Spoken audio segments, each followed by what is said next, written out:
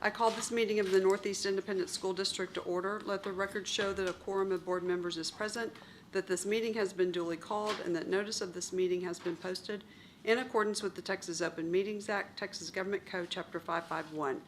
Item 2, board business. Oh, the time is 5:33.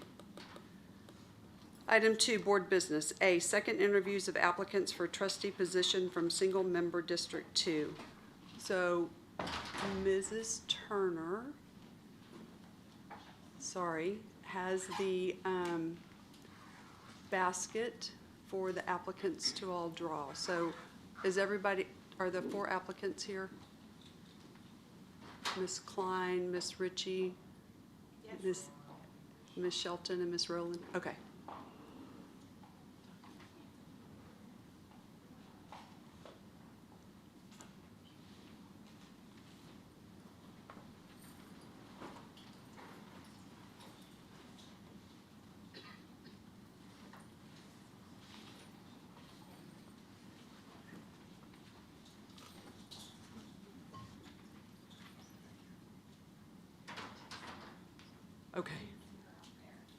Okay, I'm sorry. I'm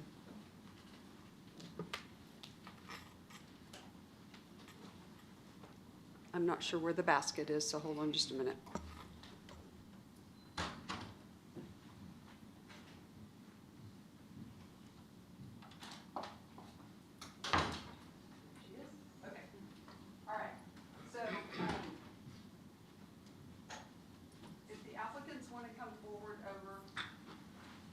If the applicants want to come forward over here to where Ms. Turner is, she's going to draw the names for placement. So first name will go first, second, third, fourth.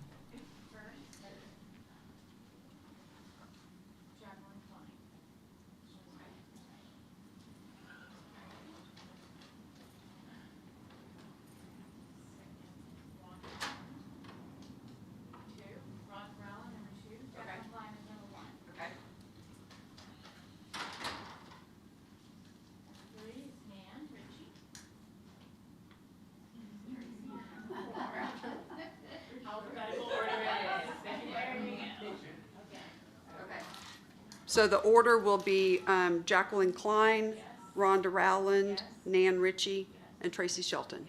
Okay, so if you all have phones that you brought with you, we would ask that you give them to Ms. Turner. She has a sealed bag, and then Ms. Turner will take you all. Ms. Klein, you can stay here. Well, actually, if you'll go into the room also, because we're going to do we have 4 people who have signed up to speak. And so we're going to hear them before we bring y'all out.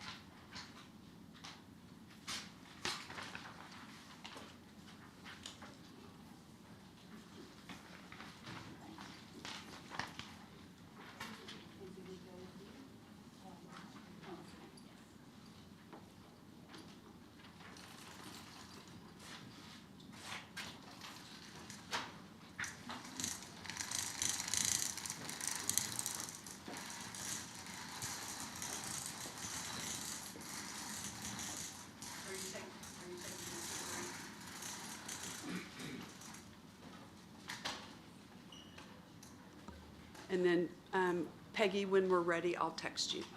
Okay? Okay? Thank you.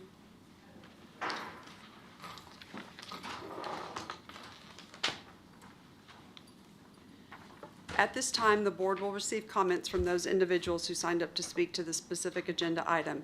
Speakers will be called up to speak in the order in which they appear on the sign-in sheet and to the item that they signed up to speak to. Speakers should limit their comments to the specific agenda item for which they signed up.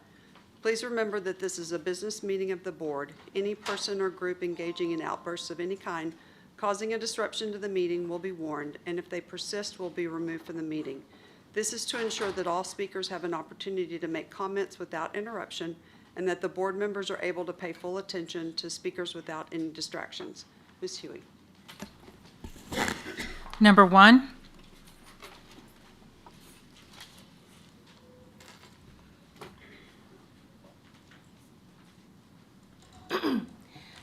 Madam Chair and board members, good evening. My name is Deborah Parrish. I understand the NEISD board members were elected by voters during regular elections. At that time, I would have thought that someone came in second and third probably. I am curious as to why the person that came in second was not put in the position in question until the next election. That's just a personal curiosity that I have. But in any case, I would like to ask God's guidance on these proceedings. Dear Lord, please be present in all that occurs here this evening. You know your will as to who should be in this position, which is so major to the decisions made in educating the students of Northeast Independent School District. May the proceedings reveal your presence here. In Jesus' name, amen. Thank you. Thank you. Number 2. Good evening, Madam President and board members. My name is Debbie Weissmuller, and I'm a parent of 2 of our district's nearly 60,000 students. First of all, thank you all for taking this time to really get to know the applicants more fully before making an appointment to fill this vacancy, as it has great impact on both the board and our district. I've heard it said many times throughout this process that this should not be political. I absolutely agree. But what concerns me is some of the very people saying this appear to be supported by special interest groups with agendas. Please remember, as you make this decision tonight, that you are looking for someone to represent all the voices in SMD2, yes, but also to work together with you, the board, as a whole, to make decisions for the well-being of all of our students and their families. So while their job is to bring the voices of their entire section of the community to the conversation, it is also to collaborate to strengthen the entirety of our district and community. Thank you. Number 3.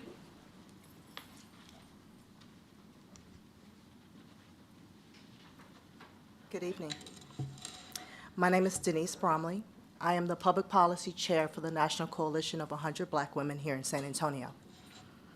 For those that are unfamiliar with our organization, we are a national organization that advocates on behalf of Black women and girls in the community regarding areas of education, public policy, and health. So as the oldest chapter in the state, our presence is very important to us today. In consideration to this board seat that is now currently being considered, we want to make sure that whoever is elected for this position is part of that community. We often know that sometimes when people are elected to represent a certain group or a certain district, sometimes they're not as connected to that district or that community as they should be. Whether they're invested, they have children there, they live there. We do know that there are candidates that you're going to be interviewing tonight that are suitable, that are part of that community, to make sure that no one's interests are being left behind. And we humbly request that you do so tonight. Thank you. Thank you. Number 4.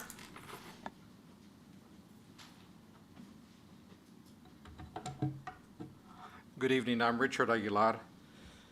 This is the 3rd time in the last few weeks I've been here before this board and this assembly. And I hope it's the last, but nonetheless, I'm an Episcopal priest as of 1986 and also pray for this process. I've been praying for it, for justice, for transparency, for fairness. I still remain concerned. By nature, I'm sort of a researcher, and through something called open records request, the Northeast School District website, the Texas Ethics Commission. I've learned a lot about what's been going on in the Northeast School District, of which I'm a resident. And it reminds me of the comment made during the Watergate scandal. Some of you are old enough, like me, that you remember that. It was a big deal, certainly in my neighborhood, and that's follow the money. There are political groups involved. I mentioned them last time, Parents United for Freedom, Moms for Liberty, and perhaps others. Groups like this function in the shadows and in secrecy. It's a great concern. I'm still having to connect all the dots. I wonder about money that comes from outside the state, a group called Point Blank, which is a serious sort of term in the neighborhood I grew up in. But this is a political group from Longwood, Florida. I just wonder who they are and what their interest is in San Antonio. I'm here, again, because I'm a friend of Ann Burley and believe that this board is imperative for them to represent diversity, to represent the makeup of the student body and the families in this school district. Currently, you do not. And I think and I believe it's important that you do so. So for that reason, I'm here to support either Nan or Tracy. Again, those of you who worked with Terry Williams, you understand that and believed in Terry. And I would ask you once again, whom would Terry choose for this position? Certainly not somebody political, not somebody partisan, not somebody working in the shadows. She would choose someone who represents the very best interest for this school district. So I thank you for your time, and I will continue to pray and pray for a democracy and not demagoguery.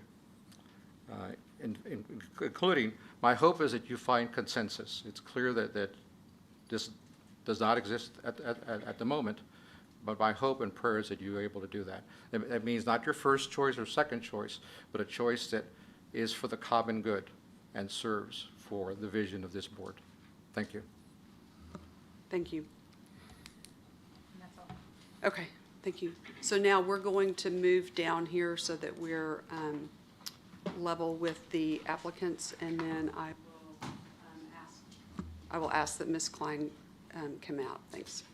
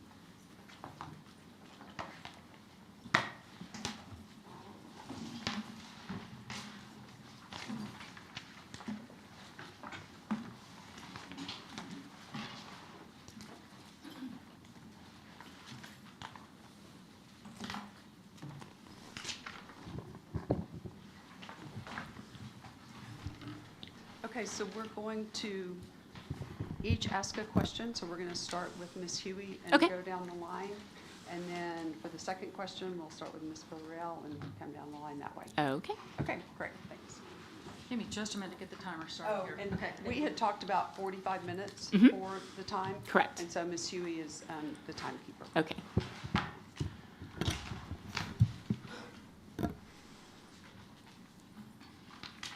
Okay, good evening and welcome. Hi. Thanks for being Let's here. start with advocacy. And actually, what was interesting is we had 2 emails today talking about you advocating for education. Mm-hmm. So my feeling is advocacy for our district and our community and public education should be a priority for a trustee. How would you advocate, or how have you been advocating according to these 2 emails? What would you say? What would you do? Action, for example, might be meeting with legislators or trips to Austin. Correct. So I actually work in public affairs, so I have a number of relationships with lawmakers and legislators at the state and local levels. And so, throughout this session, we have worked with lawmakers to help advance bills regarding things like parental rights. And then there were other issues that were up this session that were especially relevant, including ESAs and vouchers. And so, I have worked against those things. Those are two issues that I didn't support this session. And so my professional experience working in the political field will be helpful with those established relationships where I can go and advocate personally on behalf of the district for our kids. Okay, just let me clarify real quick. Yes, So parental rights, could you expand on that a little bit? And you said you were against vouchers. Just Right, those two things. right. So the governor had the Bill of Parental Rights, which was passed this session, so I was supportive of that. And then there were several different issues that were wrapped into that, charters, vouchers, and ESAs. And so, obviously, I am a charter proponent. My kids are in a charter school. I have a perfectly good reason, sound reason why. Taking them out of the district was not my first option. It was my last resort. And so I do support parental choice in education. However, I think that when it comes to vouchers, that money should not be going to private schools where they're not subject to the same oversight, the same metrics for measuring, success as far as what they're doing with that funding. And then I also don't think that ESAs are a good idea. I just think that it opens up the state to a little bit of an opportunity for fraud there. Thank you.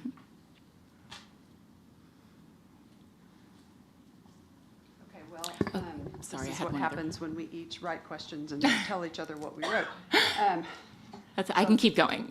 No, it's okay. So, because my first one was, you're at the Capitol, you've identified yourself as a school board member, and a House member comes up to you and asks how you feel about vouchers. So I understand that you're against those. So let me ask you about this. So in April, we as a board took a vote to oppose vouchers and ESAs. Correct. Granted, it was not unanimous, but however, it was majority. So how would you, so once the board makes a decision, we all have to support that decision. Correct. So knowing that you're against that, if somebody were to ask you about that, how would you support the board's decision to oppose the vouchers and ESAs?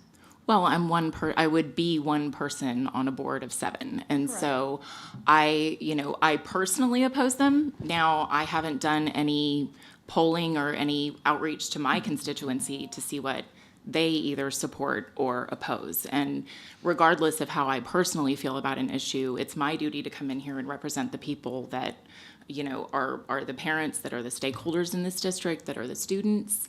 And so regardless of how I feel on certain issues, when I come in here, I have to vote the will of the people, which is not necessarily always going to be my own. So, and with regard to funding, a significant issue that I was highly favorable towards is increasing the basic allotment. Because I know that there's no other way that we can get additional funding into these schools unless we can go to Austin and lobby for that increase. Because the last one that they didn't even allow for, it hasn't kept up with inflation. And so we need to go back. That's, as far as funding and school issues, that would be one of the first things that I would want to address and a priority that I would tackle in the legislative session. Okay, thank you. All right, give this a try. Oh, I'm not supposed to touch that, right? Just the handle, just the handle. Question I have is, do you have a plan on how you intend to be active, visible in the single member District 2 community, and how you might listen and engage their voices, and how will you weigh those towards special interest groups or those that live outside of that single member district?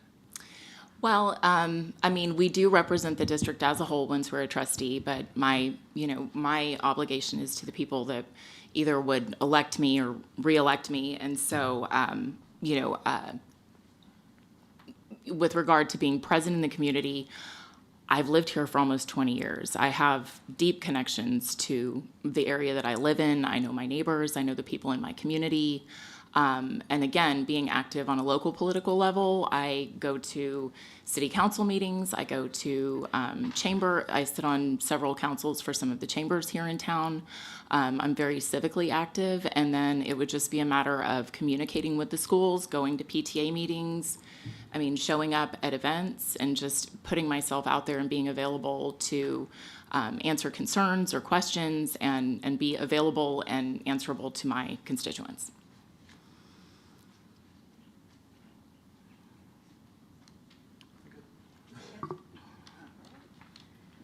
Good evening. Hello. I think I got it closer, right? He said close. All right. So the question I have is, when making decisions about voting on a policy or curriculum, what are some resources that you will use for consideration? On policy or curriculum, well, obviously, I do not work in the education field. Obviously, there are experts who would have valuable opinions and input. I would also take into consideration what the parents want. They do have the final say when it comes to their kids, and I think that they should be very involved in decision-making process. And then, hold on, sorry, I lost my train of thought. Sorry, can you repeat the question? It was, who would I consult? Or what resources? What resources would you Okay, use? so obviously I have, I think, a good core group of people around me.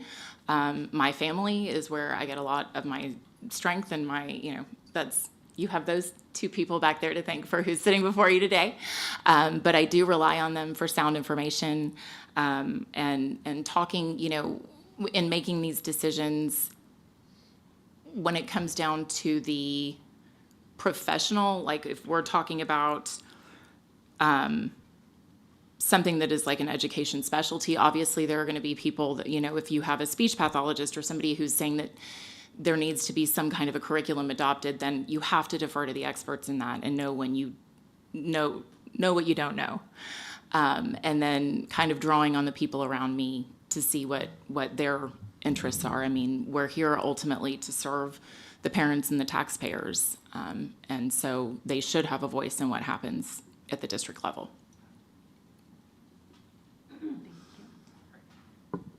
Do this as well. Good evening. Thanks for being here. So my question for you, prior to applying for this vacancy, please tell me how you've been involved and engaged in the board business the past few years and how that may have helped prepare you for here and possibly being appointed to the position for SMD2. Well, I have been coming to the board meetings for some time. I watch sometimes when I can't make it here. And then I have, the community, after I ran the community that I was involved in and the connections that I made, we have stayed on top of education issues. That's always a focus of conversation. Before that, though, my children were in the district. I was, part of the PTA. We went to, everything, volunteer on all the field trips and try and just have a presence and know your faculty and your staff and just be in tune with what was happening in the district. And I knew that the election was happening, and I knew that not many other people did. And so if I didn't run, nobody would. And I felt like it was time for a change. Great. Thank you.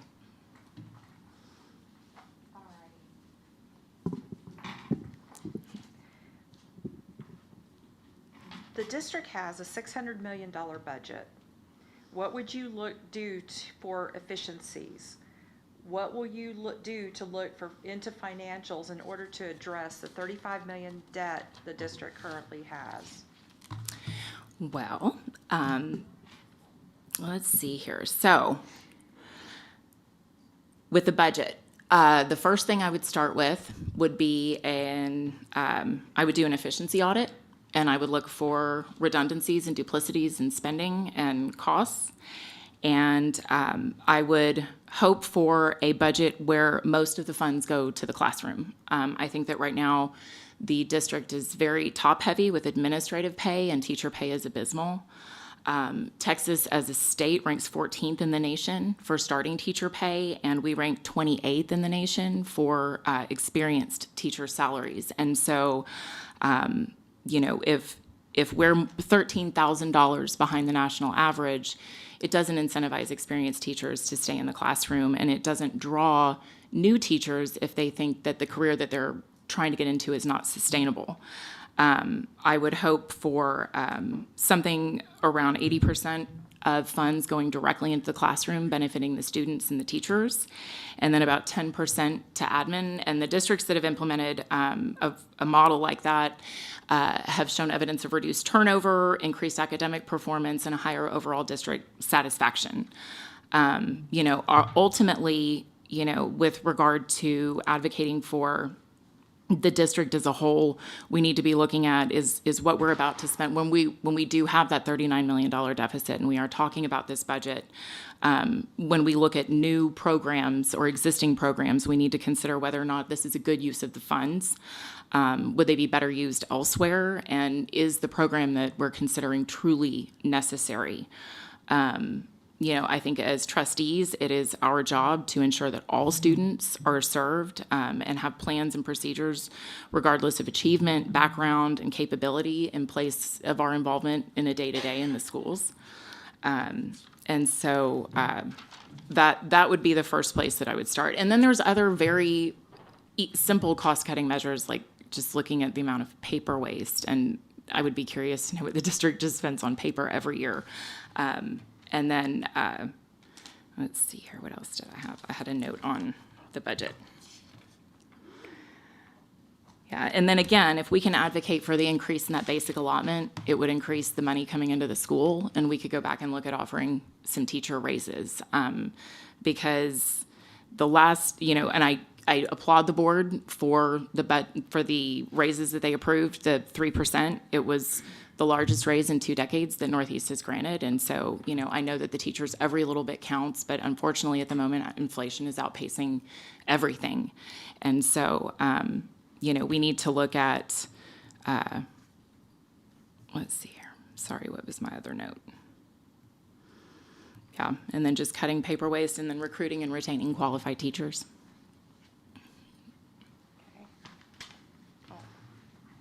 Are we starting over there or back here? Okay. What, okay.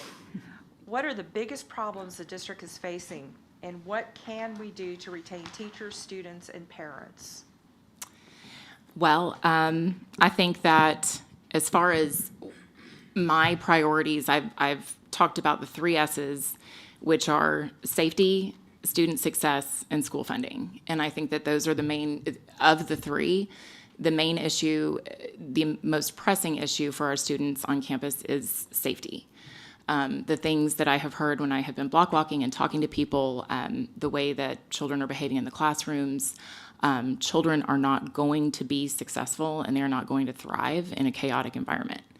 And so, the number one thing for me would be restoring, disciplinary rights to the teachers, letting them take control of their classrooms again. Restorative justice does not work, and it has no place in our classrooms.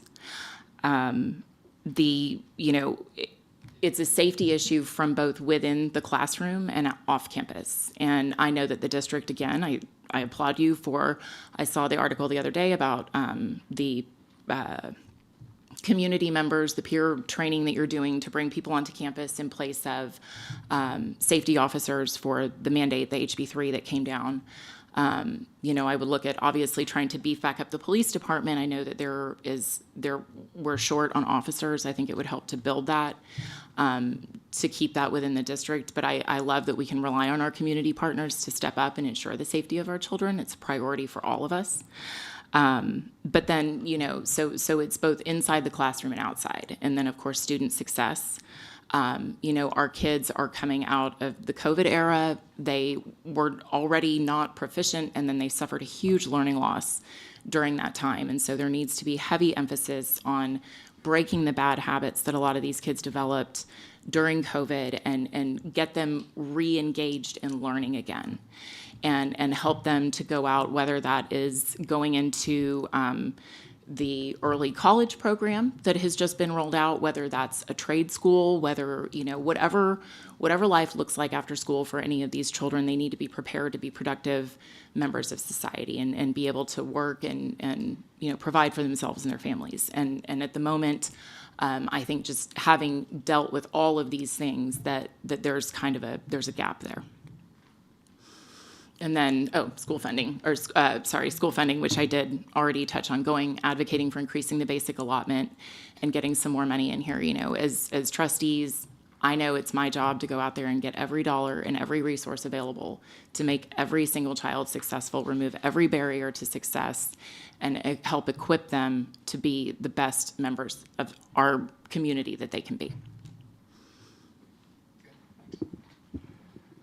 I'm going to read a short excerpt from the Texas Association of School Boards video for prospective school board members. School board members are unpaid. It's a rewarding but time-consuming job. You're going to be called to do various things because you're on the school board, do research for your board packets, and educate on what's going on. Besides preparing for a board meeting, there are a lot of other obligations that will dominate your time. As board members, it's essential to be present and visible at school functions, where they're all our kids now. You need to show up at campus events. Local events will fill up a good portion of your time. On top of that, there's board training, so there's a lot of time commitment. But I guess my question to you is, what is your view on the time commitment, and then the comment that they're all your kids now? I am kind of known for already being all over the place. I do a lot of networking. It is not unusual to find me out and about at an event somewhere. So that, and with my personality, my gregarious name, I love going out and doing that. That exhausts some people, but it really energizes me and fills me back up. So that is the least of my concerns with regard to board responsibility. And then, sorry, the question was about the time commitment, and then what else? And then the phrase, they're all your kids They're now. all my kids now. Okay, yes. Well, of course. I mean, every child that is in this district, I would advocate for as though they were my own. I mean, they don't know who I am, and I don't know who they are, but that doesn't matter. I mean, it is my job to be their fiercest advocate and to fight for everything available to them, to help them. That's just my nature. I'm a see something, do something kind of person, and I want to be someone who is a voice for the community. I want to be somebody who's available, and I want to be somebody who's responsive. Great, thank you. Mm-hmm.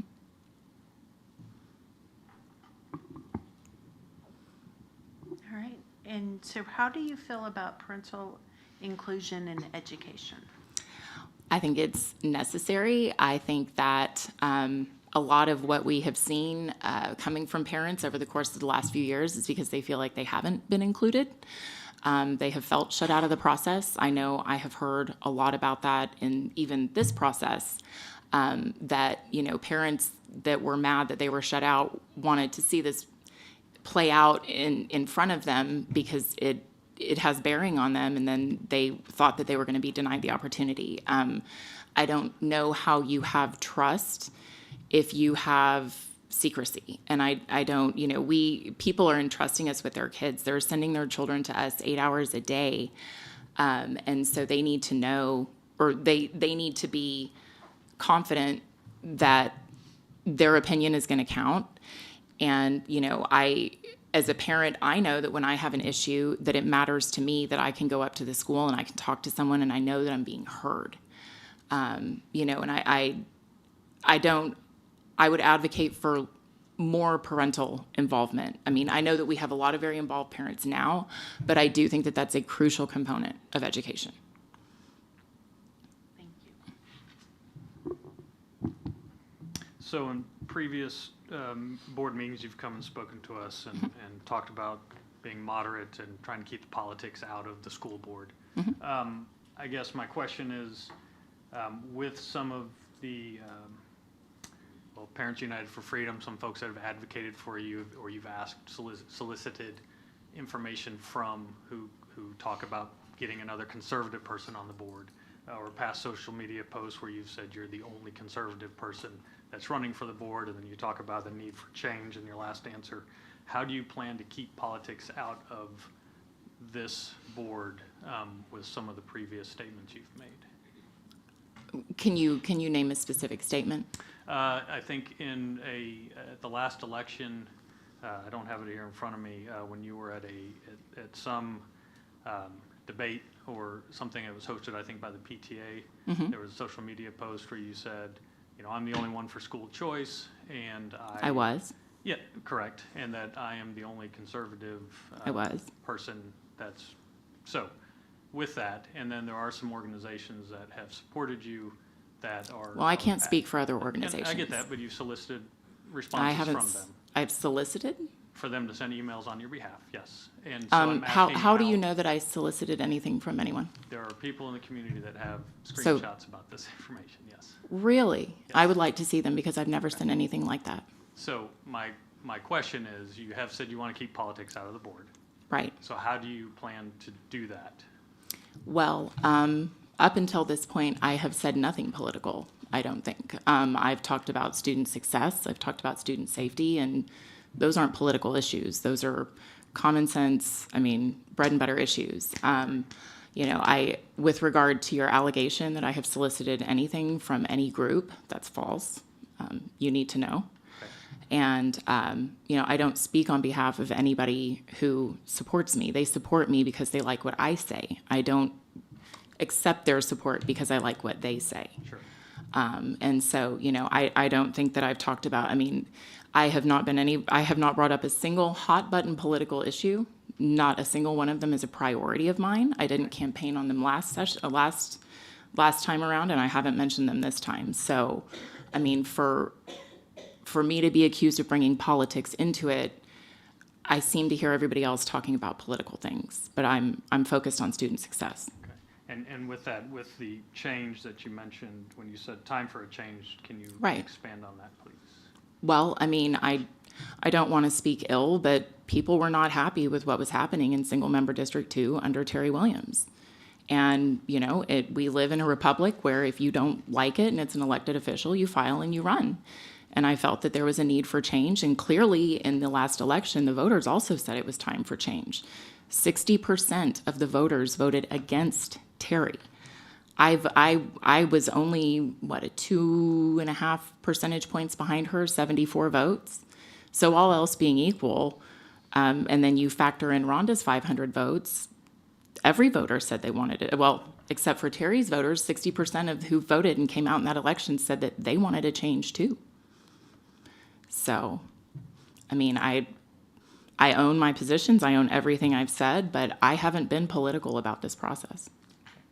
Thank you.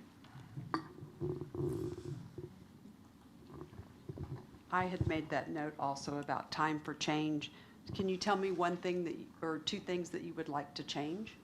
Two things that I would like to change. Well, it depends on what campus you're talking about. I think that a lot of the things that I had, that we had that might have been an issue when I was campaigning have been taken care of the district and handled well. I think that the updates to the student code of conduct were good. I think that y'all have done some great things for the kids, and I think that it's because of a mix of new members and a new dynamic. And when I went around and when I was campaigning, people didn't know who Terry was. I didn't get a sense that there was a connection to the community from the people that I was speaking to and what I was hearing from parents that were reaching out to me. And so, and the change meaning a different board member. I'm not talking about coming in and turning the district on its head. I'm talking about a new perspective and a fresh voice on the board. Okay, so there wasn't a specific thing within the district that you were trying to change? Well, obviously I have my priorities, like I said, but I wasn't coming in planning to do one, I didn't have one single target that I was going for. There, it was an overall displeasure and distrust of the district coming out of COVID. There was a lot, this is on the heels of mask mandates and school closures, and we're several years out of that now. And so some of the things that were more of an issue a year and a half ago have abated at this point. So, but again, the things that would need to change, I would, of course, we would, like I said, beef up security, get some teachers, get the teachers back in control of their classrooms, And the number one thing that I would advocate for is safety. But, you know, as far as changing things, yes, you know, a new board member would bring change. I mean, that's just inherent. Okay. Going back to the issue of social media, you've been pretty vocal on social media, and I will commend you for cleaning up one of the accounts that I was shown, where you were very, I did not screenshot them, I was shown these, that you were very I haven't cleaned up anything. unkind to teachers, accusing them of CRT and grooming and things like that. However, there were some things that still on social media that do concern me. One of the comments that you made was the biggest threat to your kids is the school board and the superintendent. Another one that said that what a despicable bunch you are, referring to the school board who pay, and talking about parents who pay your salary, and obviously we know that we don't get a salary. That was years ago. It was fairly recent, yes. No, it wasn't. And then, in addition, we've received emails, and one in particular was very concerning to me, that someone who very specifically said that there were rumors, and that I'm not going to get into. Rumors, no. However, she did have a personal experience with you where she also shoved me at an event when she disagreed with me. And that is extremely concerning to me, that anyone in any position would get physical with another person over a disagreement. I think it's been mentioned here, your political affiliations, and you do show as a leader of the Moms for Liberty, which has been defined as a hate group. So how would you respond to a community that you are a leader in a hate group that is anti-public education? Okay, so the woman who wrote this email, do you know her? Does she have any credibility with you? I am telling you what she wrote. I can't say that any email we You sound received is pretty credible. convinced, and you have I no can't- evidence. I can't say that any of the letters that supported you were credible either. I am telling you of someone's personal experience, and she did sign it. This is not an anonymous email. I know Like who some of wrote the it. ones I do. She's very proud of herself. I know who wrote it. Yes. Can you respond And to the she fact that you lodges were other physical? accusations in that email that are blatant lies about other people that are mutual friends with myself and other individuals on this board. And the reason that she wrote that email is because I defended this particular individual. That is where the grudge match between myself and this person started. All of that is And I'm not something- going to speak to her known issues in this public forum. Those are rumors, and she says as much in the email. She says that she cannot verify what she is alleging. Is that correct? The rumors I am not repeating. What I am repeating is the physical altercation you had. Right. So everything else in that email is baseless and a lie. And which is why I'm not bringing it But out. this one thing is the truth? I'm bringing out the Why aren't statement. we talking about the kids? All right, okay. I think I have another I- question following up. Are we going back around again? I mean, this is Okay. pure conjecture, and Okay, it's a let's- personal attack. let's move- What I'm here to talk about is the children and the success of the kids in this district. My personal feeling is when we draw unnecessary negative attention, that does harm our children. Let's go back a little bit. You, talked about it. everybody on this board draws negative attention. You people get a lot of praise, and you take a lot of flack from everybody. If people not liking you is a disqualifying factor for being on this board, nobody should be in this room. Okay, let's go back to one of the statements that you made about a chaotic environment. Yes. As someone, I tend to attend a lot of events in single-member District 2, and I understand your children are not in our schools, which to me, single-member District 2 is truly a crown, jewel in our crown. There are shining, incredible things that happen there all the time, and because you do not have that connection through your children to the things that go on in District 2, that is of great concern to me. I do not see a chaotic environment. I do see children being taken care of, loved, and cherished on a regular daily basis, and that concerns me. That I hear of your involvement with the chamber and with other things, but I don't hear of things in our schools and in single-member District 2. I totally support your right and your privilege to choose another school for your child. I totally support that. And I would encourage you then to get on the board of that school district or wherever. I would prefer that we have someone representing in single-member District 2 who has a vested interest in it. Can you? You won't find one of the other 3 candidates with a vested interest in single-member District 2. The other 2 of the applicants' children are grown and not in school, and the other one attends another ISD. So if, again, not having children in this system is a disqualifying issue, then we're all 4 out. Can you My describe- children are in a charter because of something that happened over an ongoing period of time in a single-member District 2 campus. I went to the police, I went to the principal, I went to the assistant principal, I got a campus transfer, and at the end of the year, when I applied for school choice to keep my child at the school he was transferred to, I was denied. I have letters from a psychologist that detail the trauma that he experienced on that campus. I have enough documentation to show that I did my due diligence with the district. And I tried to keep him in Northeast before I moved him out. That was a last resort for me. And it was something that I don't wish on my worst enemy. That was the roughest 4 months of my life. My hair was falling out. If my ex-husband wasn't my best friend, I don't know how I would have gotten through that, because this was my child. And so when we talk about why I don't have children in this district, there is a very good reason. But it doesn't mean that I don't care. It doesn't mean that I don't care about the kids in the district. It doesn't mean that I don't care where my tax dollars go.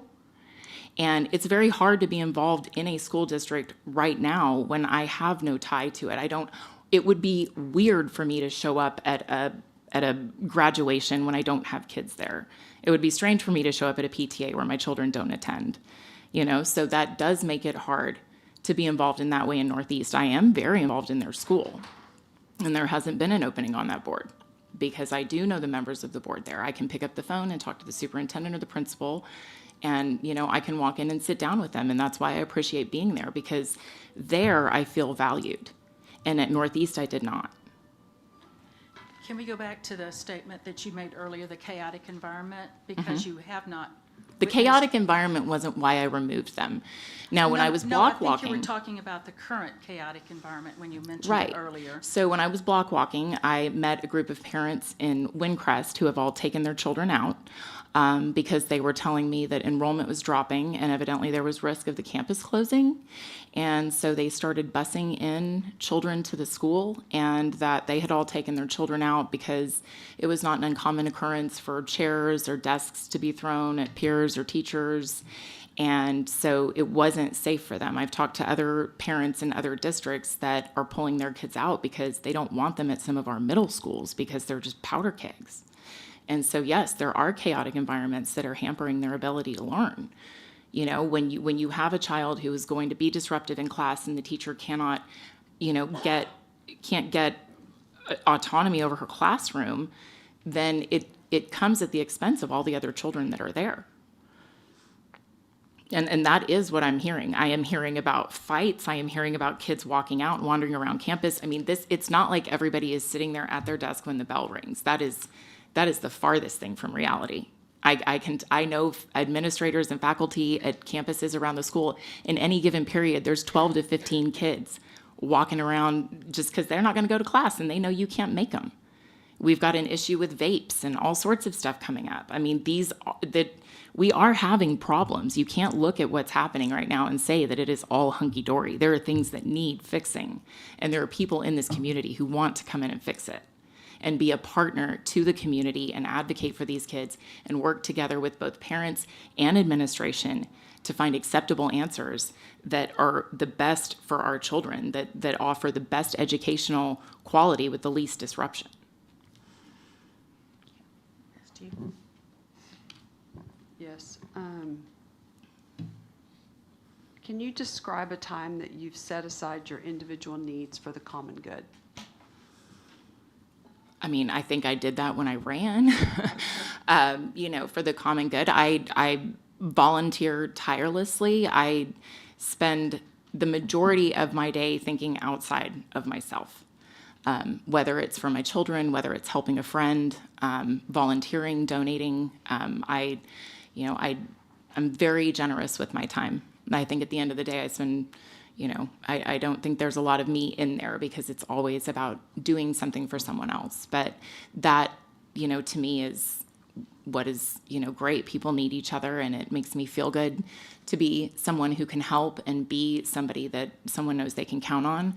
And, I get more than I give from helping people that are in need, and so. Thank you. And, sorry, just lost my, so when we're talking about in the face of vouchers and ESAs and whatever you want to call them, what do you think, or what aspects of our district do you think we need to improve to maintain that relevance in kind of the education marketplace today, and sort of welcome that healthy competition? What things do you think we should be doing as a district? Well, I do think that there is a lot that's great within the district. Obviously, it's better to rework the infrastructure you have than reinvent the wheel.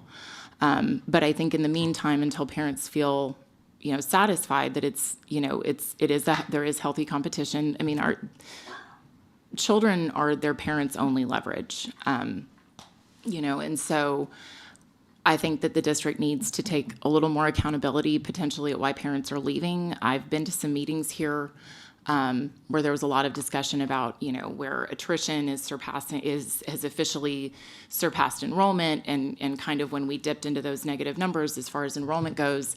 And as part of that presentation, a lot of it was about like blaming the parents for leaving and blaming the parents for being upset.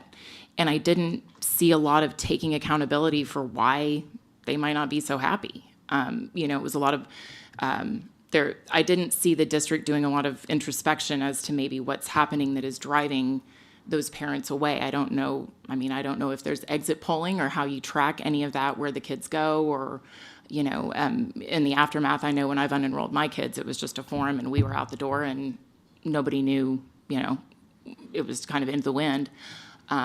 But, I think that like I said, I think that the district is doing some great things to attract talent. We've got some great magnet schools. The new STEM program that they're doing, the cyber, is amazing. Working with Port San Antonio, there's a lot of cyber, like AI, core STEM stuff going on right now. And I think that the district has been really great in assessing and meeting those needs. I think that, again, the early college program that's been rolled out is phenomenal. Those are things that we need to continue to expand on. And those are things that are focused on the well-being of our children. And I think that they're, really great things that the district is doing right now.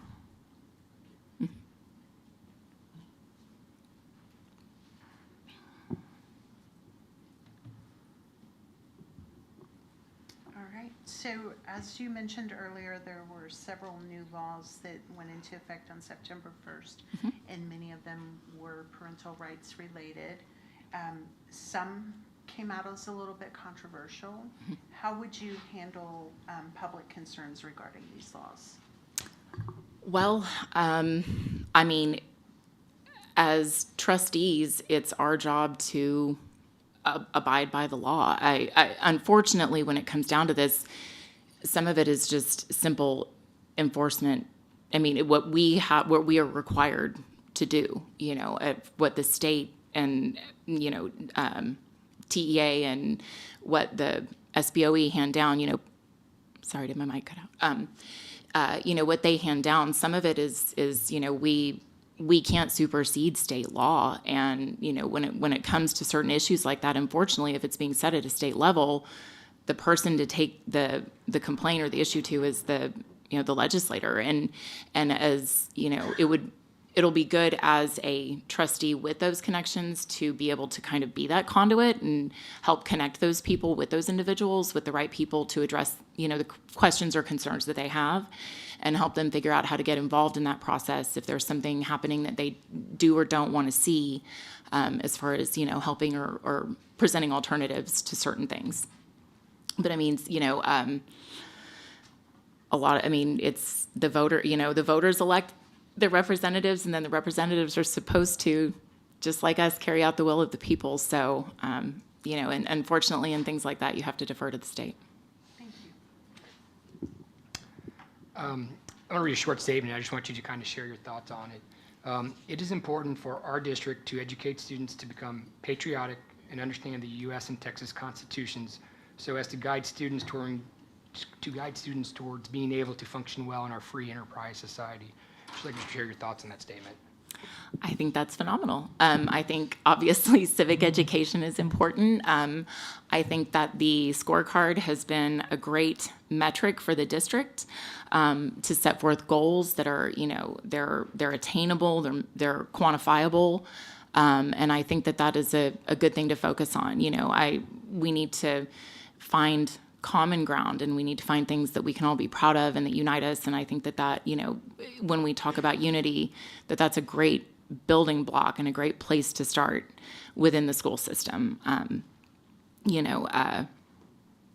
know that because there's a lot of things happening right now, it's important to understand history. It's important to know where you come from. And I think that it is absolutely wonderful to be proud of, who you are, and the fact that we are so lucky to be able to live here. And at the end of the day, we're Americans. And yeah. It's also part of the Texas Education Code Chapter 4, which is the primary mission and objectives, which is what we as a board focus on. That drives everything we do in Right. Chapter 4, and then we get in Chapter 11. But it's just an interesting thing because there's some things in there as well that at the end of the day, we as trustees have to remember our focus on education. So supporting the kids. Is there any other particular, I saved it for another question because it was already asked, actually. Sorry. Okay. All right, I've been smeared through the media, misquoted, and I've been attacked on my volunteer appointments just recently. Meetings have been contentious, you are unpaid, this is not a glamorous position by any means. What best prepares you for being unknown, unappreciated, and attacked on a regular basis? Well, I think I'm known and unappreciated and attacked on a regular basis, so I might as well be serving. The worse it gets, the more I feel called to serve. There are certain, it's all different interests pushing, back and forth. And just the more that I see that, you could be easily disenfranchised, but I think that the things that we are fighting for and that we're advocating for are worth it. There are some hills that are worth dying on, and this is one of them. These are our kids. This is their education. We have their futures in our hands. And so, I'm not in it for the fame or the money. But, this has been, I've been misquoted. It's been said that I ran as a slate, and we did not. There's been a number of things in the media that have been inaccurate. So, in addition to that, I would just caution everybody to take what they read and what they watch with a grain of salt. Okay, so we have 1 minute and 13 seconds. Okay, I'll make this quick. Or do you want us to wrap it up and let her finish the statement? Actually, no, do we just want to let her have a minute to finish up? Because I don't Sure, need if you'd to. like to. I think we'd be about equal. That's. It's okay. I'll cede my minute. Oh, did you want me to say something else? If you want to wrap up, I think. If you want to any say wrapping up something. comments? Does anybody have like a pressing question that they did not get to ask before we move on? Okay. So is there something you'd like to say in your last minute? Oh, I don't know. Okay. We just I wanna offer didn't. to- Yeah, no. I didn't have like a stump speech. Okay. Okay. Well, thank you for being here. We really appreciate it. Yes, thank you. Do you want me to leave that on or Yes. leave it on? Okay. And And so are we you can staying go back there? back You're welcome to grab your phone, and you can stay here Okay. for the rest of the I meeting. didn't know if you wanted to like. You don't sequester have to again. stay back there if you don't want to. Okay. You're welcome to leave. No, I'll stay. Okay, I'll go. Do you want me to? Yeah, that'd be awesome. You can't get in that way. I'll have to let you in.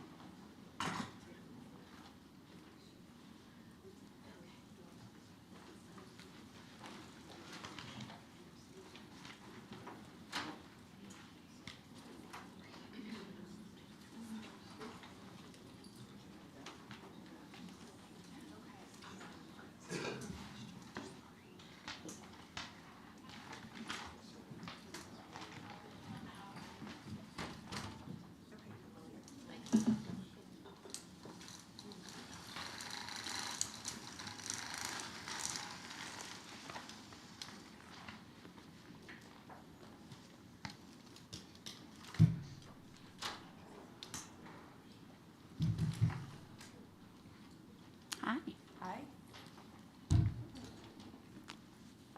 good evening. Good evening. So we will each ask a question, and we will just go around the table and then come back around the table. So, can we go ahead and start? Okay, so Ms. Huey will start with the first question, Okay. and we have 45 minutes. Good evening. Hi. Advocacy for our district, our community, and public education should be a priority for a trustee. How would you advocate? What would you say? What would you do? And in action, an action, for an example, might be meeting with legislators or trips to Austin. Could you kind of expand on what advocacy means to you? Well, I think that as a trustee, that you represent the district everywhere you go. It's the grocery store, the church, the community, anywhere you go, you would represent the district. So you would have to be an example. I think you have to compose yourself because children are watching, parents are watching, members of the community are watching. Not only what you do, but what you say and how you present yourself. I think that is something that we do every day as citizens, but especially when you hold a title that is representative of an organization. I think also that you should be willing to go to Austin. You should be willing to serve on committees in the school, in your community, in your city council, in any way that is called upon.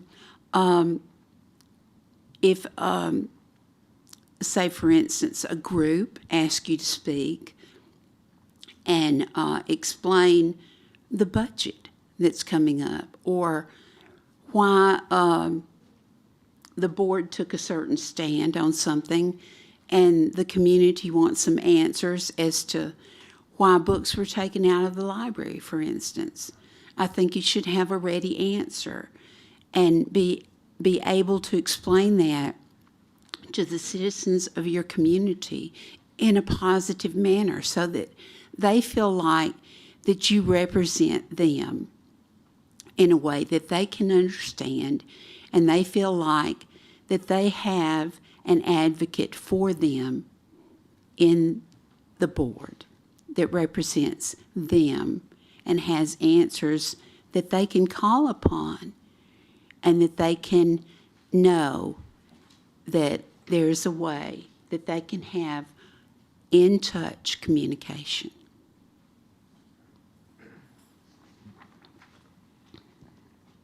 So you're walking the halls of the Capitol, and you've identified yourself as a school board member, and a House member comes up and asks you what your stance is on vouchers. What would you say to them? Well, at this point, I know a little and a lot and nothing at all about vouchers. I know that Senate Bill 1 that the governor presented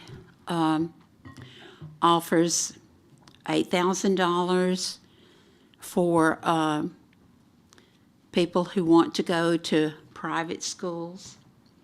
That's for transportation, tutoring, to get into the schools, even uniforms. But I don't know if that would even cover some private schools, let alone transportation or books. And I don't know if you take that money from the general fund or from the foundation that goes to schools, public schools, as the governor has promised. I am very pro public ed because I've been an educator all my adult life, except for the last few years that I've been retired. I have a problem with the voucher system because I believe that the voucher system would cause the disparity even more, because I don't think that it would cover all of the expenses of a private school for students, and I believe that it would cause students in the lower economic areas to not be able to afford private schools. It is only for 1 year, as I understand it is right now. And also, and this is the big kicker, they will not be required, private schools will not be required to be at the same standard for meeting the needs of special ed students. And that is a great concern to me, because again, we're leaving out the most needy students and the most deprived students in our system. Public ed has always opened the doors freely to every student who walks in the door, no matter what their socioeconomic level, their color, their religion, their need as far as, are you behind a grade level, or do you have a specific learning disability? Are you gifted, or are you just a regular student? That's the beauty of public ed. We meet students where they are, and we take them where they need to be. So I think that we cannot take money away from the public ed system. The governor says that if in his package, if the legislators pass the voucher system, and it has been passed in the Senate, I don't know if he's going to follow through now that it has passed in somewhat measure in the House, that he will give teachers a significant raise, and he will raise the cost per student to the schools. but he hasn't come through with that yet. He hasn't signed the bill. So as it stands right now, I would say no to vouchers. Thank you. Good evening. Do you have a plan on how you intend to be active, visible in the District 2 community and engage and listen to the voices of that community? And how will you weigh that input over other interest groups that might contact you or other people outside of the District 2 community? I'm sorry, would you say that last part again, how I would weigh? How you would weigh the District 2 voices in the community against either special interest groups or others that might be contacting you outside of that district, or other people that don't live in that community who are giving you information or advice? How would you weigh the District 2 voices compared to others that may not live in that district? Okay. And how do you plan to be active and engaged in that community? Well, first of all, I love to visit the schools. I was active in the literacy program where you are identified with a student and you go once a week and you read with them, have them read to you. And then as I told you before, I'm active in the women's club in Windcrest. And our focus, even with the Light Up, is to raise funds for helping in the schools. We collect money to help buy caps and gowns for our seniors. We give money to the schools to do what they think they need best. We just write them a check. And every school, I think it's $500, because they know what they need better than what we know. And we work with the family specialist on each campus, because they may need candy for Halloween, for their Halloween parties, or they may need coats for their kids at winter. They may need socks at a certain time in the year. And we work regularly with the schools on that. I do plan, and I love, because I was a fine arts director, I love to go to plays and band concerts and music concerts and art festivals, and I love to go to those things, and I'm very much interested in visiting all those things that the schools have to offer. We partnered with the art teacher when we had our Windcrest Festival in the park, and we offered art in the park for our children in Windcrest, and our art teachers helped us out with that, and we had so much fun with that. But we couldn't have done it without our art teachers in the schools helping us do that. So I think partnership with the art teachers is so much fun to do that. And the art students helped us also. So it's so much fun to be involved with the students at the school for that purpose. I love to go to the games. And we light up the water tower in Windcrest, in my neighborhood, when our football and basketball teams win, so that the community knows that all of our community knows that the water tower has been lit because our kids have won the game. So we have that. I love to go to the library with a bag of not candy treats, but little surprises for the kids, for the treasure chest, for the classroom teachers. I've done that several times for the elementary schools in my district, just because I don't know which teachers need, their treasure chest filled up, but I think the librarian knows. I've donated books. I'm a sucker for, what's it called? Oriental trading. I don't know if y'all are familiar with Oriental trading. You probably are. They have little doodaddies that you can order.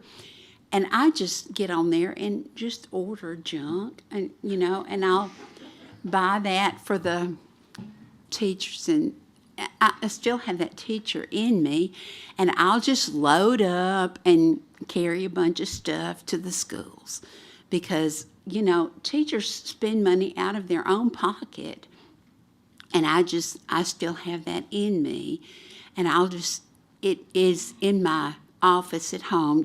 You should see my office right now. I need to carry a load right now. And I'll just take it to the librarian because I feel like they know best, and she can distribute where she thinks is best needed. It's bulletin board stuff and posters and little toys and knickknacks and just reward things for the teachers and the students. So, does that answer your question? Okay, thank you. Well, good evening, and Good thank you for evening. being here. Earlier, you mentioned the book bans. I know the media likes to decorate that, the removal of some of the unnecessary books from the libraries as book bans. What do you know about the removal of the books, and how would you discuss that topic with your constituency and your community? Well, I'm so sorry. I did look online to see what books were banned last year from the library. And, I wasn't familiar with any of the books. But I did look overall, books that were banned, like nationally in schools and stuff. Books like To Kill a Mockingbird or Huckleberry Finn or The Great Gatsby or Captain Underpants. And I don't understand those. Captain Underpants was banned for bad behavior. And I love Captain Underpants.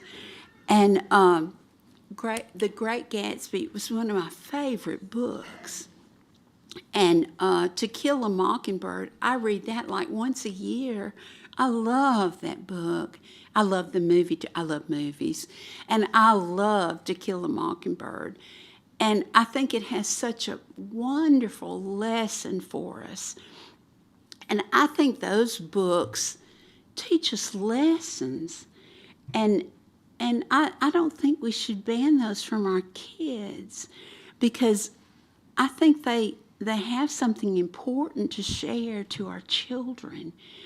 And I think our English teachers who have a heart for those books can share those good messages for our children, that our children can grow from those lessons to be not only better students, but better human beings.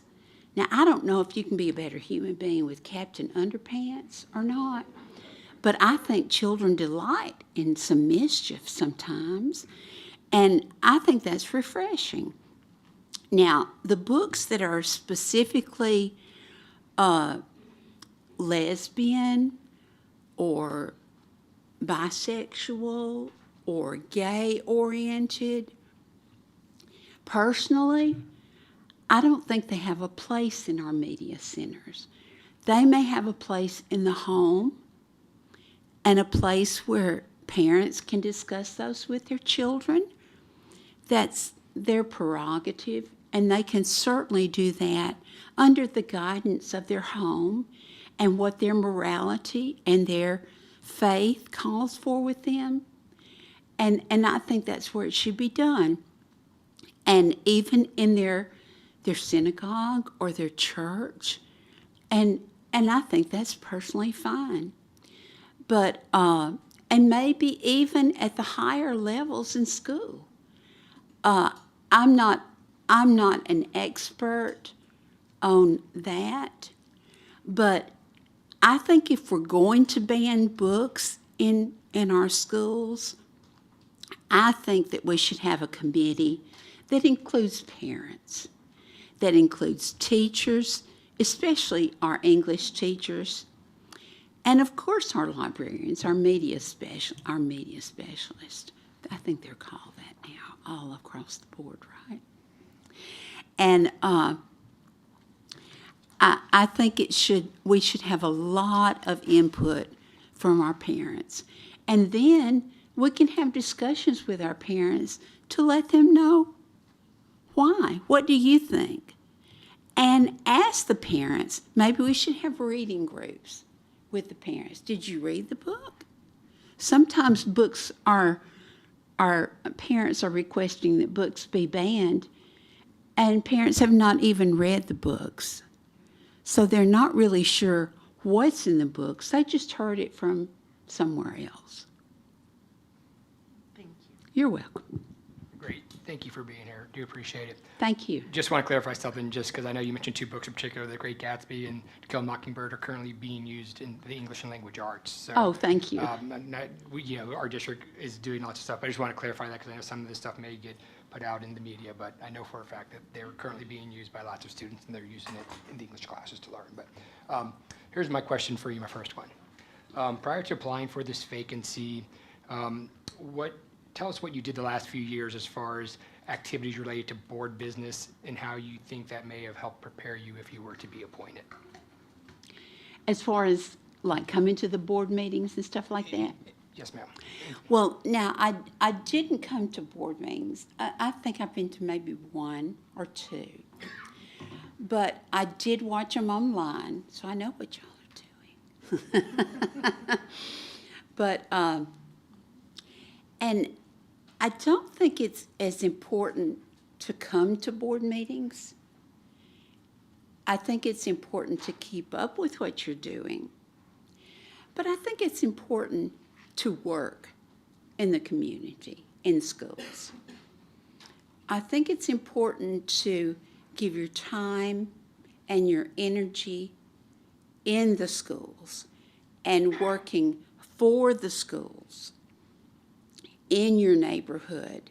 It doesn't mean that you have to sit in the boardroom necessarily. There's a Bible verse that says, faith without works is dead. So we can have faith and sit in a room, but if we don't put our feet into action, it's dead.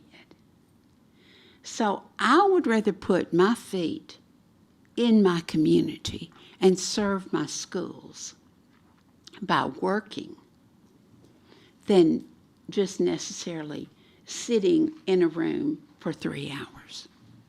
It's fair, because obviously at board meetings, you are aware that as trustees, you have to basically coordinate with the superintendent. You can't just visit campuses whenever you want based on our current policy. Absolutely. And you have limited stuff. So when you say work, what type of work are you talking? Are you just talking about visiting campuses, or what type of work were you talking about besides obviously board meetings? Well, that's what I do now. But as a trustee, of course, I would do it under the auspices of being a board member and under the guidance of what, would be required of me. Okay, great, thank you. You're welcome. Thank you for being here. Thank Appreciate you. Okay, what do you think would help with teacher retention? Teachers are leaving the profession. It's hard to fill spots. What could you do as a board member to retain teachers? Oh, that's such a good question. Thank you for asking me that. This is a question that came up when the teachers, when we were running for office, and the teachers had the forum at the library. And I came up with some suggestions, and they're kind of wild. Are you sure you want to hear it? Hit me. Because I think that's a problem. Teachers are leaving, not just in Northeast, but across America. They're leaving the profession. And I think it's very, very sad. I think that you can do wonderful things like, rewarding teachers and recognizing teachers, and teachers will work like dogs if you pat them on the back. I mean, we all know that because teachers are in it for the kids. They're not in it for the money. But saying that, I think every teacher should make at least $100,000. But that's my own personal opinion. It would have to be worked out how you would do that. But I think that we have to grow our own. I think that we should be visiting colleges and universities, and I think that we should be recruiting at that level. It doesn't start when they're seniors or when they're in the student teaching, arena.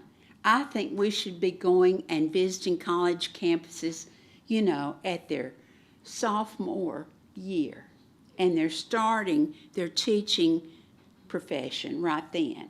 And they know they're going to be teachers, and they're taking their teacher courses at that beginning level.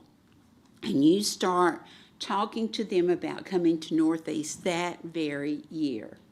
Then I think you should be offering some incentives to come to Northeast. Maybe we can't pay them like we could at a bigger district or a more affluent district. Okay, what can we offer them as far as housing is concerned? Can we offer them some rental? Can we get together with some realtors and say, what can you do for some rental property for our teachers? What could you offer for some real estate for our teachers? Can you provide some housing for our teachers? Can we provide some housing for our teachers? Can we provide houses for maybe, a lower price for our teachers? Can we give some incentives for our teachers to come to Northeast and say, we'll give you a $10,000 stipend to buy a house or to rent a property for a certain amount of time? I think we have to think outside the box. I think the same is true for speech pathologists and specialists in that area that are hard to come by, and we have to pay an outside entity to provide speech language pathologists. We need to grow our own. We need to go to the colleges and we need to say, can we pay for part of your tuition? Can we pay for part of your tuition and you sign a contract with us to teach for 5 years? The military does this, folks. They will pay for doctors to go to be medical professions, and then they say, but you have to serve in the military for 5 years. You have to sign up for 5 years or a certain amount of time. Why can't we do the same thing that the U.S. government does? We have to think outside the box. We can come up with some incentives, and we can do the same for our teachers. And then they are ours. They have a contract with us for a certain amount of time. They are legally bound to us, and they will serve us. And we can get the brightest and the best on the best campuses. A&M, UT, UTSA, Our Lady of the Lake. We can get the best and brightest teachers, and we can lock them in because we have paid them for their colleges or for housing, and they have signed a contract to stay with us for a certain amount of years.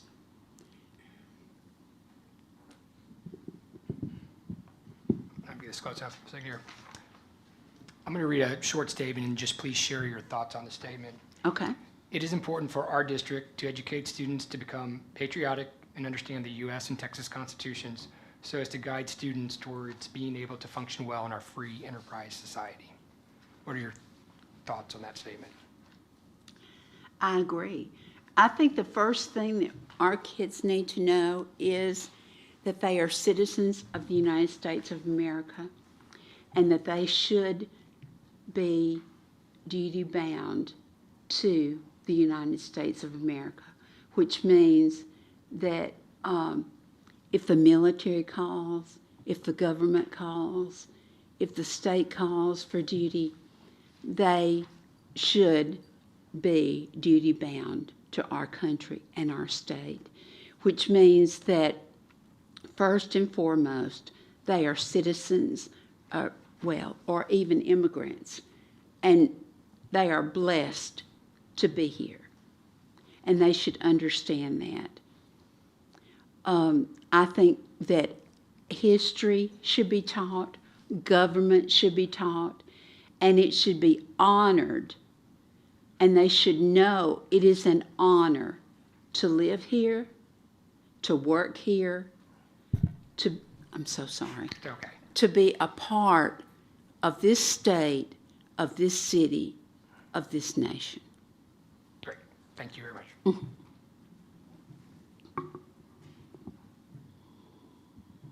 Try not to hit the mic. How do you feel about parental inclusion in education? And then I've got a second part to that question, so I'll let you answer the first part. Well, I think it's essential, and I think that parents should feel like they're included. How would you, as an educator, how did you work to increase parental engagement? Well, as a principal, I encouraged my parents to be involved. I can give you several. I don't know how many examples you want, but I can give you several examples. We asked them to participate as room mothers. I was at elementary. Well, when I was a principal, the longest I was at elementary level. So it's coming from an elementary viewpoint. We asked them to be room mothers, of course, to help with field day, to help on field trips, to be members of the PTA, to come and read to our parents. We had fathers come in. We had parent teas and coffees. We had them to come and work in our lunchrooms to serve and help kids open their milk cartons and stuff like that.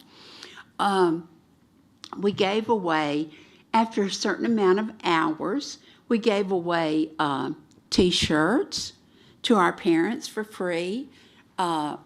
We always encouraged our parents to help in any way they could, and we invited them to be an integral part of our campus. And we wanted them to be welcome in our campus. When I first got to be a principal, the first year, I don't know if you want to hear this long story, the parents roamed the halls of the school, which is a no-no. And I had to tell the parents, you can't be in the halls. We're having instructions. You know, the teachers don't want you just walk into their classroom. You know, we had to have order. They had to learn. There were rules and everything. It was total chaos when I first got there. But on the other hand, they had to learn that they were welcome. We wanted them to be involved, but there had to be an order to their involvement. When we got the rules all straightened out and they understood how it was going to be, that we really wanted them there, but there was a way that they should be there, it was great. It was really great. And we won several awards from our district for the most volunteer hours from the parents in our district. So we were very, very proud that we got all the kinks worked out and that our parents were welcome and they put in those hours and they really helped us. Thank you. Mm-hmm.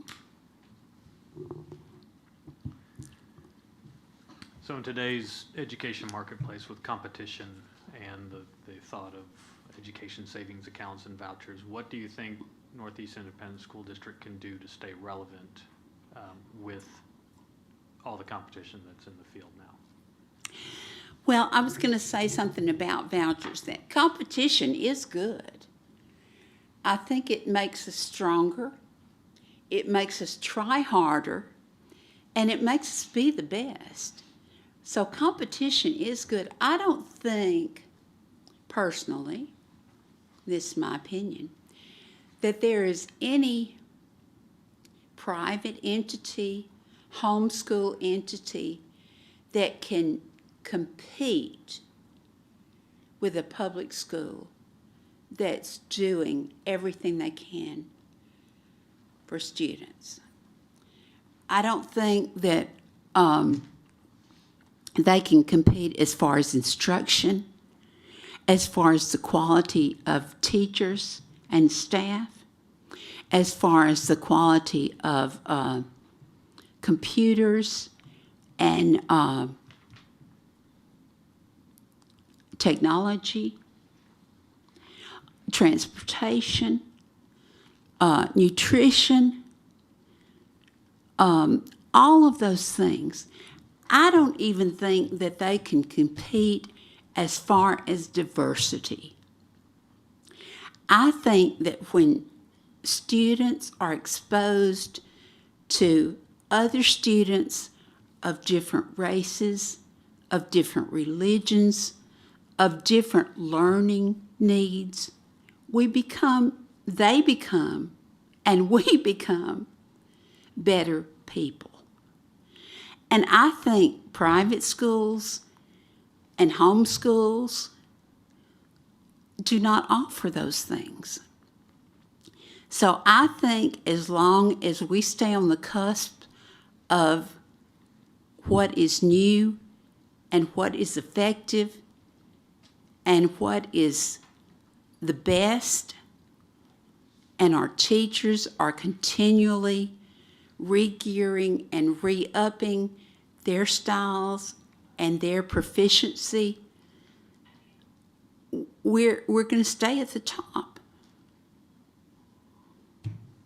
Thank you. That was kind of my question, is if somebody came up to you and said, why should they choose public education and why should they choose any ISD? Just to piggyback on that a little bit, I know public education, why would you say they should choose Northeast ISD? Well, first of all, I think the best schools are neighborhood schools because that's where you live, that's where your home is, that's where your heart is. That's where your children play, that's where their friends are, that's where your community is. And if you live in Northeast ISD, that's where you want your children to be. So you move to the area where you want your children to go to school. Northeast has the best schools. They have the best teachers. They have the best staff. And they have the best things to offer. So you move to that neighborhood. You plant your family there because that's where the schools offer the best education for your children. Thank you. Okay, I'm going to agree with what you just said about all the great things, but let's go the other side. What is one thing you would want to change about any ISD and why? Okay, If there is anything. I'm going to have to think about this for just a minute.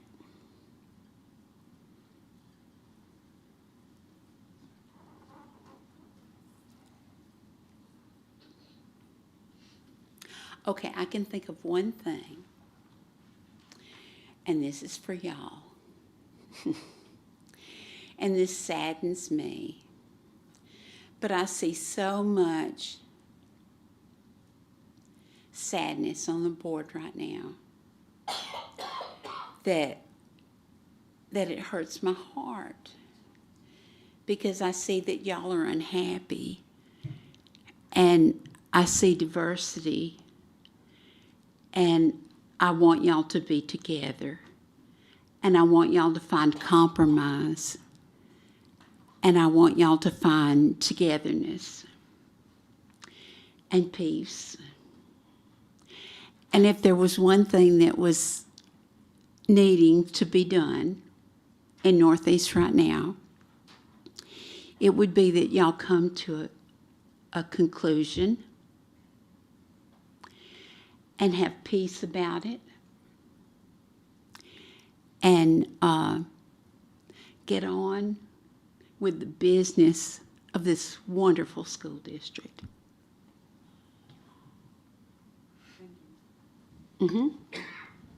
So we have about 6 minutes left. Does someone have? I a- didn't get my second question. Oh, yeah. I'm so sorry. Sorry, I cut you. Oh, I don't care. It's all good. Okay. The district has a $600 million budget. What will you do to look for efficiencies? What will you do to look into financials in order to address the $35 million debt the district currently has? Wow, we could have done without that question. No, you know, y'all have to be good stewards of that money. And that's a big job. And I realize that the biggest pot taken from that money is personnel. I heard from some of the people on the staff was that, some of the staff, like the bus people, they have to pay for their own tools, and they wish that the district would pay for their tools.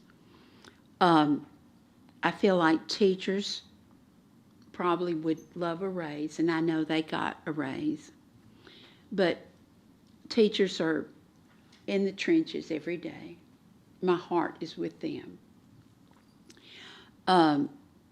Parapros, oh my goodness, you know, they make just nothing, and they work so diligently. Instruction, oh gosh, you've got to put your money in instruction. There's just so much. I pay taxes, and I'm proud to do it. My neighbors, you know, I live in an older community. I don't have any children or even grandchildren left in school. My neighbors mostly don't either.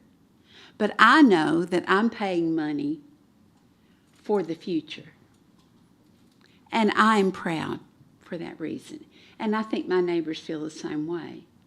But I think that if we can share what we are contributing money for, it's the future. It's not the past, it's the future. And let our community know this is for our future.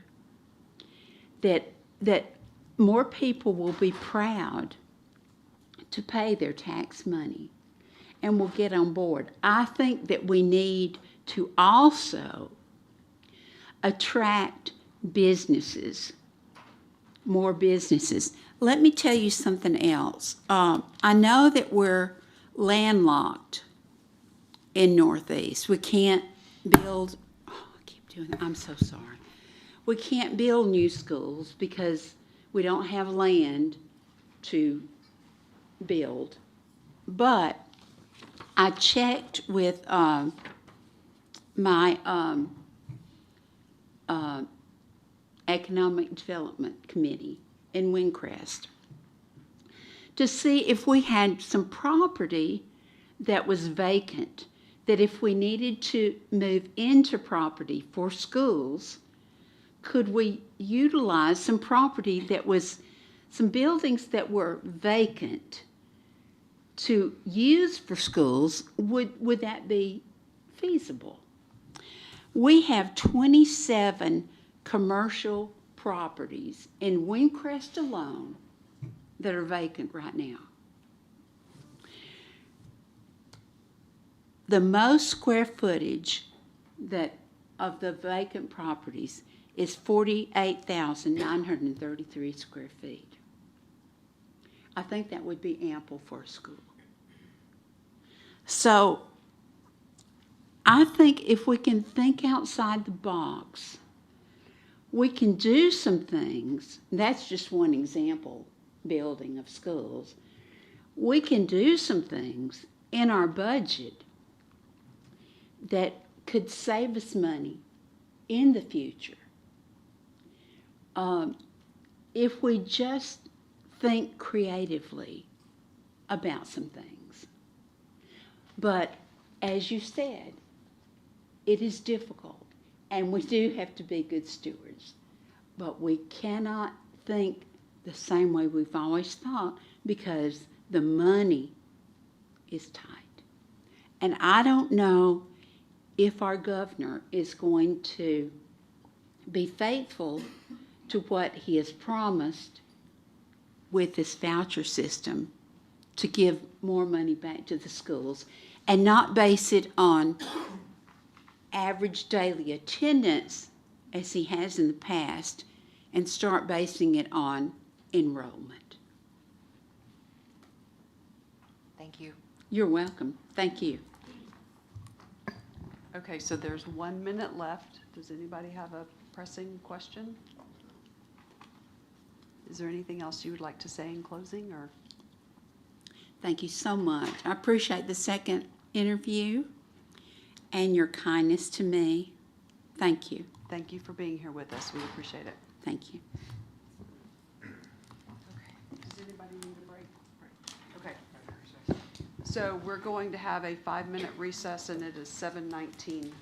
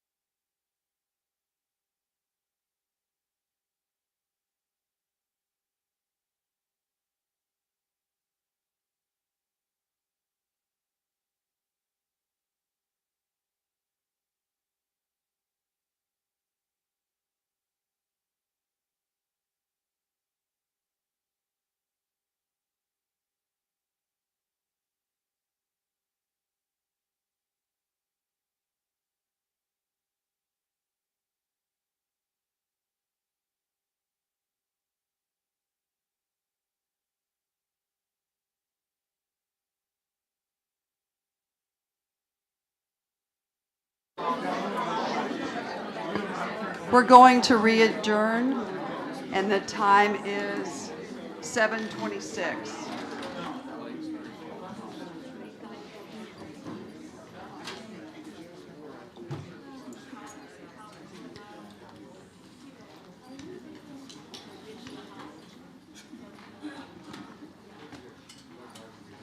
Yeah, I just asked her to get some napkins. There was thanks. water spilled. Sorry about that.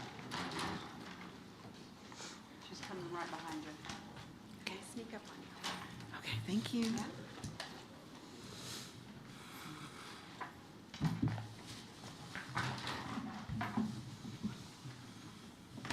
One more. I feel like it's not super dry.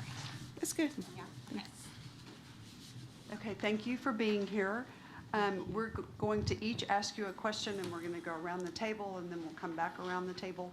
And we've allotted 45 minutes Okay. for the interview, and Ms. Huey will start. Good evening, welcome. Thank you. Okay, advocacy for our district, our community, and public education should be a priority for a trustee. How would you advocate? What would you say? What would you do? An action, for example, might be meeting with legislators or trips to Austin. So take it from there. Yes, advocating for the district would be a top priority. I believe it's real important to develop strong relationships in the community that support the district, whether they be nonprofit, government, and advocate, just for the school children, putting them at the top, and to have a balanced, student-focused approach to it. Now, as far as the legislature is concerned, I have experience with that. I have advocated for different organizations through social action. I have advocated for children with organizations. I have done it for private sector. When I had a role with State Farm Insurance, I served on a legislative committee, and I'm very comfortable in those circles as well. But I do feel that the top priority and the time that's allocated to advocating for the district is the most important thing. And it's all, centered around just a very good student-focused, community-focused approach. Thanks. Mm-hmm. So you're walking the halls of the Capitol, and Yes. you've identified yourself as a school board member, Mm-hmm. and a House member comes up to you and asks you what your stance is on vouchers. How would you reply to that? Well, that's kind of tricky because I think that the district would have to take a stand because I'm representing the district.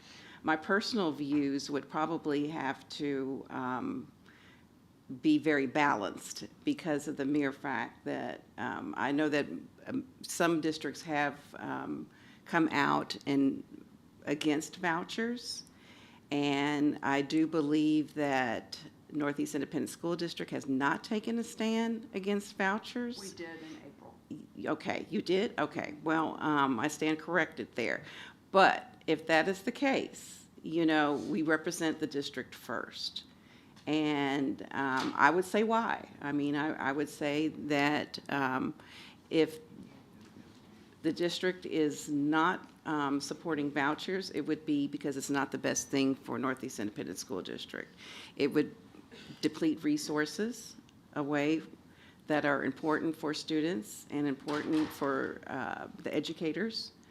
And it would change the whole landscape of public schools.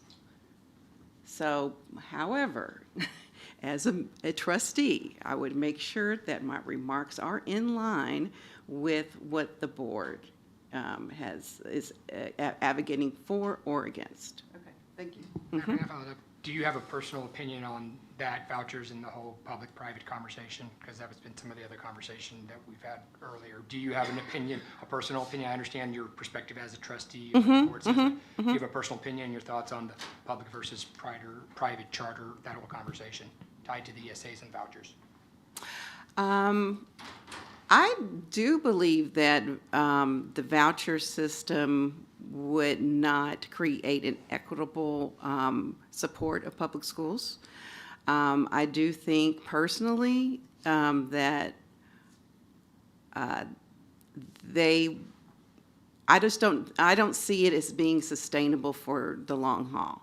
I don't know exactly what the outcome will be of any, law or policy or bill that will be passed for vouchers. I would, suspect that it's going to be a long haul. I mean, I just feel like that vouchers for schools for the purpose of homeschooling or private education would not be in the best interest for public schools. That's my personal opinion. I think I need, as much information as possible to see if it is passed. I mean, with the House of Representatives, what does that look like? What's the sustainable long-term goal of vouchers? But as it stands today, I would not personally think that it would be the best interest of public schools. Thank you. Good evening. Good evening. How do you plan, or do you have a plan, if you were to be appointed? Do you have a plan on how you would intend to be active, visible in the single-member District 2 community? And how you might listen, engage the voices of that community? And I have a follow-up with that, so you can answer. Oh, okay, okay. That's a real passion for me. I like to connect with the community. I'm very comfortable doing so. I do believe that through my volunteerism that I have, and been engaged in several of the Northeast Independent School District volunteer, at least one volunteer program, that would be Every. I get energized from that. I like being able to walk in the doors, and I've had such a positive experience, just with staff, with administrators, with the very dedicated teachers that have really made us feel welcome, okay, and appreciative of people from the community, coming to the schools. I know there are a lot of community organizations that would like someone from the district to be visible. I think there are a lot of events and opportunities for a trustee to be engaged in, if invited and appropriate.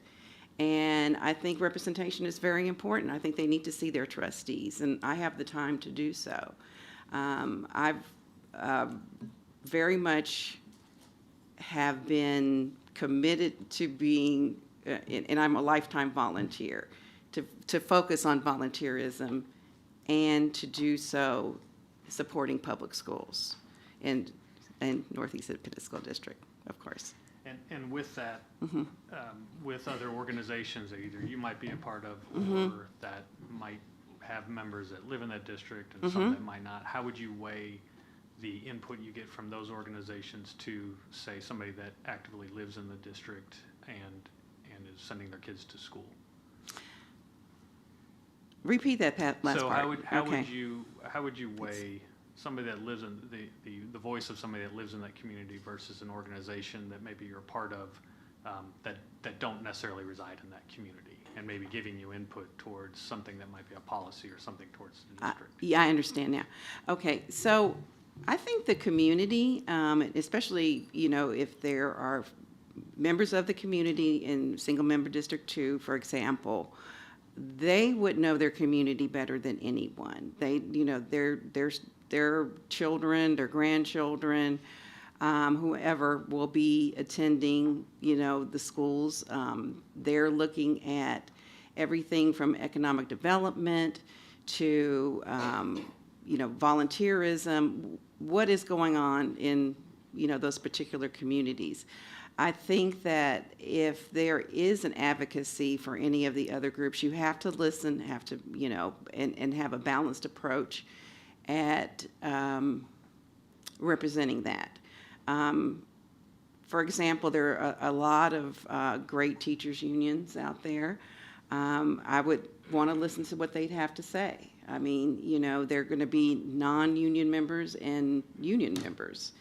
And I know that there are very strong ideas about how teachers should be supported, how they need to get paid, what is the classroom atmosphere, what is it going to look like if vouchers are passed, and, you know, with the class sizes. I truly think that the most important thing is to listen to the people of the community. There are a lot of challenges out there, and I would be excited and honored to be the person that would be able to connect with them. Mhm.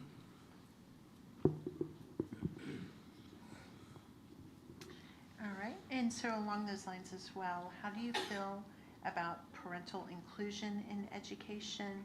And what would you do to change the current parental inclusion?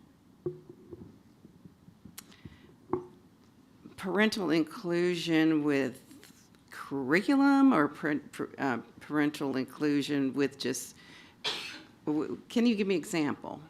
Sorry, I know I don't speak loud. All aspects of education. Okay. What is your take on parental inclusion in, say, the involvement of parents with teachers, input of parents into what their children are learning, just all aspects, everything that includes parents in education? Well, I think it's real important for parents to be engaged in their children's education. And I do think that there could be some perimeters around that because of the mere fact that you've got a mission and vision and a district system where you're trying to improve at every juncture, you know, of the district schools. I know it's kind of controversial right now that people think that parents should not have that much say. I do think that input from parents is very important. I just don't think that it should be run by parents. I think that input in curriculum, input in safety, input in academic rigor, input on class size should come from parents. And I think parent-teachers associations are really a great mechanism for that. I think that the voices should be heard and a trustee should balance it. But at the same time, I don't think that should be the final say. I think it should just be, again, it should be balanced. All right, thank you. You're welcome. Thanks for being here. Thank you. Prior to applying for this vacancy, could you please tell us how you've been involved and engaged with board business for the past few years and how that may have prepared you if you were to be appointed? Okay. I started a career in government when I graduated from college, and I did work for the state comptroller. The state comptroller are, of course, good stewards of our state dollars. So I learned a lot in that experience, and so as far as, you know, keeping an eye on strong budgets, being someone who would be in a position to make sure people pay their taxes and know how those taxes are allocated was a really good experience for me when I first came out of college. That's back when Bob Bullock was the state comptroller, so that dates me a little bit. He ran a tight ship. You know, everything had to be accounted for. After almost 11 years, I think, I can't remember the years that I spent there, I had an opportunity to work for State Farm Insurance, and I worked in agency. Then I moved in to a role in public affairs and community relations. I was trusted with budgets and philanthropic dollars that would be allocated out to the community. I had responsibility of volunteerism. My superiors, I worked in executive for a while as well. I've always been entrusted with a budget, whether it be $120,000 or $10,000 here. You had to be a really good steward of the money, but you also had to make sure it aligned with the focus areas. So, for example, one time, or during a short period of time, maybe it was more than a short period of time because I had different responsibilities. But one of the most rewarding ones is when I did focus on K through 12 education. And we worked very closely with Partners in Education.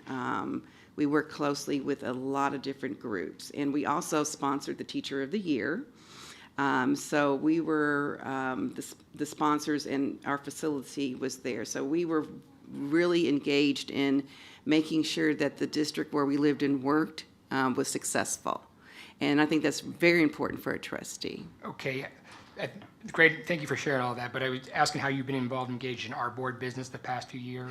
Oh, our particularly, board business. I thought you said in business. No, the business of the Northeast School Board in particular. Obviously, this is community here, so how have you been involved or engaged with the board, Northeast Board, the last few years?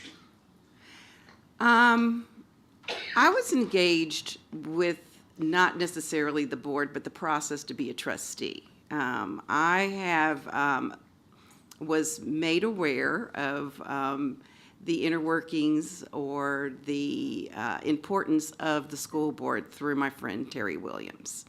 I moved back to San Antonio after living in Austin for over 30 years. Through our relationship and our friendship, that built an interest in it. We had many conversations about what her role was as a trustee. When she was running for re-election, I worked very closely with her on her campaign. I would ask her questions when I went and volunteered in the high schools. Why does this high school look a little bit differently from the other high school? How is it allocated? How are the tax dollars allocated? That was the extent of my engagement. I think whenever you are working on a campaign, you have to kind of know what you're talking about, okay? So I would spend hours with her, talking about what the role is of a trustee and why, you are, running for a position for 4 years that doesn't pay anything. And she explained to me what the passion is and what the importance was of it. And so through her, that was my involvement with the district. So basically through Mrs. Williams and what she shared with you. But Would share with not- me, and then what I've observed too. And there were times where I would look at the trustee meetings via YouTube. It was during COVID too. So no, I haven't been here in person advocating for students or groups. The bulk of mine is been from the outside. Okay, great, thank you. Mm-hmm. Okay, thank you for being here. I appreciate Thank you. you. Okay. It is great that Dr. Mike is speaking of the district achievements, but we must take a good look in the mirror. We should be talking to parents who left, parents who choose private or charter to begin with, to see what they believe any ISD doesn't offer. What do you think are the main reasons that people leave for other school options, and how could we address that? I think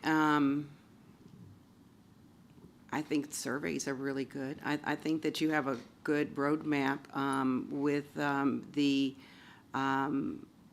balanced approach to the scorecard that the district has started, in 2022. I think that if someone does decide to leave the district, it could be for a lot of different reasons. It could be the school, it could be the administration. It's the same reason why teachers may leave. If they're don't feel supported, they may leave the district. There are choices out there.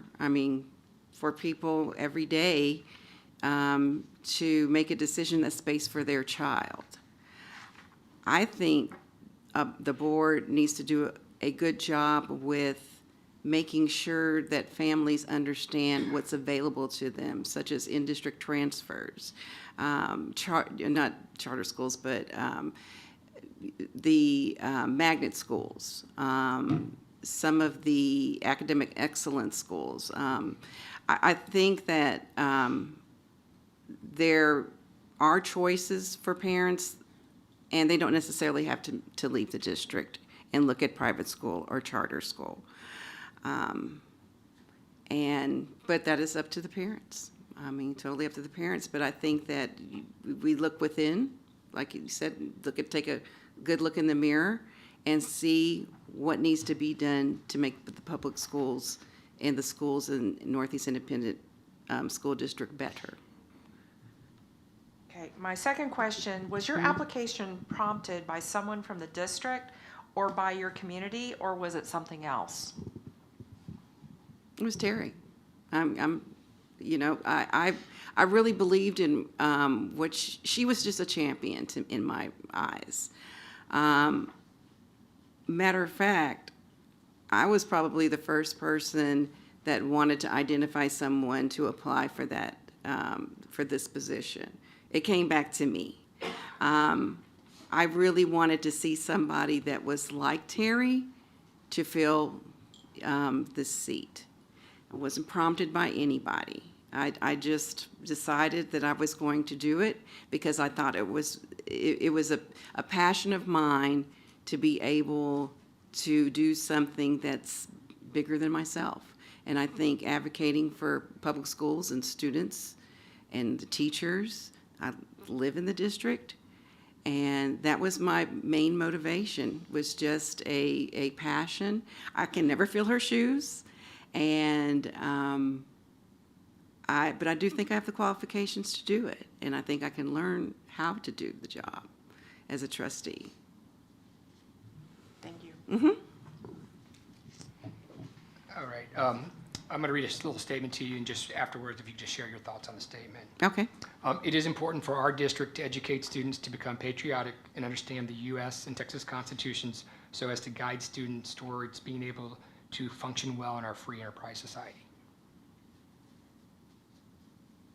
Okay, you read that kind of fast, but I'll read, I do speak quickly. Let me It is important for our district to educate students to become patriotic and understand the U.S. and Texas constitutions so as to guide students towards being able to function well in our free enterprise society. That statement is probably something that I have, when I went to first moved to Texas and went to East Terrell Hills and in Kruger Middle School, it was all about the Texas Constitution and Texas, and it was actually Texas history as well. I don't really have a problem with that statement whatsoever. I just think we need to have accurate history of our state, along with understanding why there is a Constitution.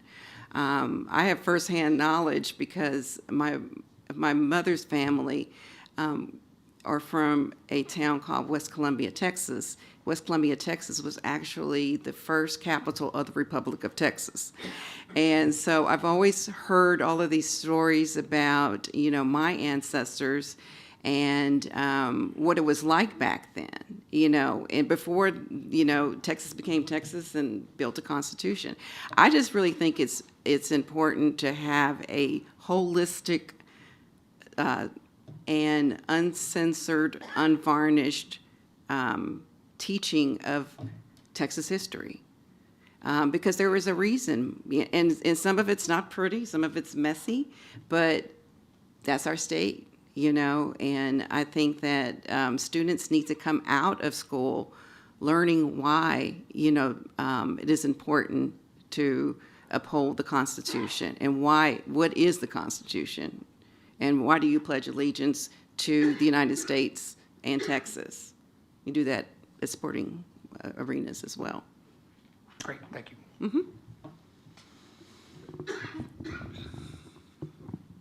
Sorry. All right. So we received a few emails, and I'm sure you're aware, recommending you as a trustee. Okay. One of the things that was mentioned numerous times in the email was diversity. How do you represent the diversity in your district, and what are the things that make you a unique applicant? Okay. I think representation is very important. I think I talked about this on our first interview, and I'm happy to do so in public. I looked at the demographics of the schools and the communities in single-member District 2. It's largely Hispanic, and the next minority would be African American and other. Constitutes over 80% of the demographics. I am African American, and I have lived in the community been a part of it for years, off and on, because I lived in Austin for a while. My father is from San Antonio. He also, too, is African American, and also my mother. And they instilled in me the values of giving back to the community.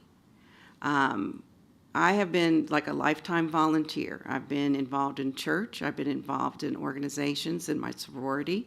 I've been involved in Jack and Jill of America. A lot of the members are represented here that advocated for children for all of those years. And not only our children, but children in other communities.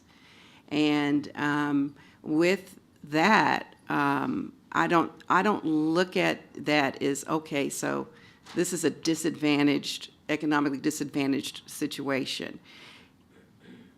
That is not the main focus. It's opportunity. It's using some of the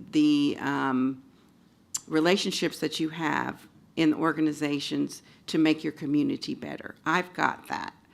I have been an advocate through my sorority with social action. I've been on philanthropic boards. I think that the connection, and that's part of, I think, the scorecard too, is the stakeholders. So I think stakeholders are the community, okay? They're also the organizations that support the community. And I have a strong bond with that, and I've had it for years, and my family's had it for years. And I think that's what I could bring to single-member District 2 to ensure its success. Thank you.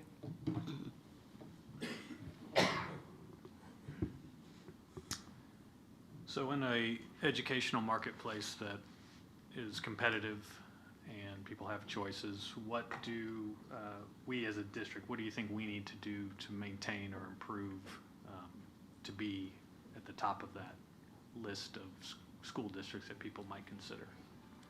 I think one thing that's really important is bridging the economic divide for students in the district.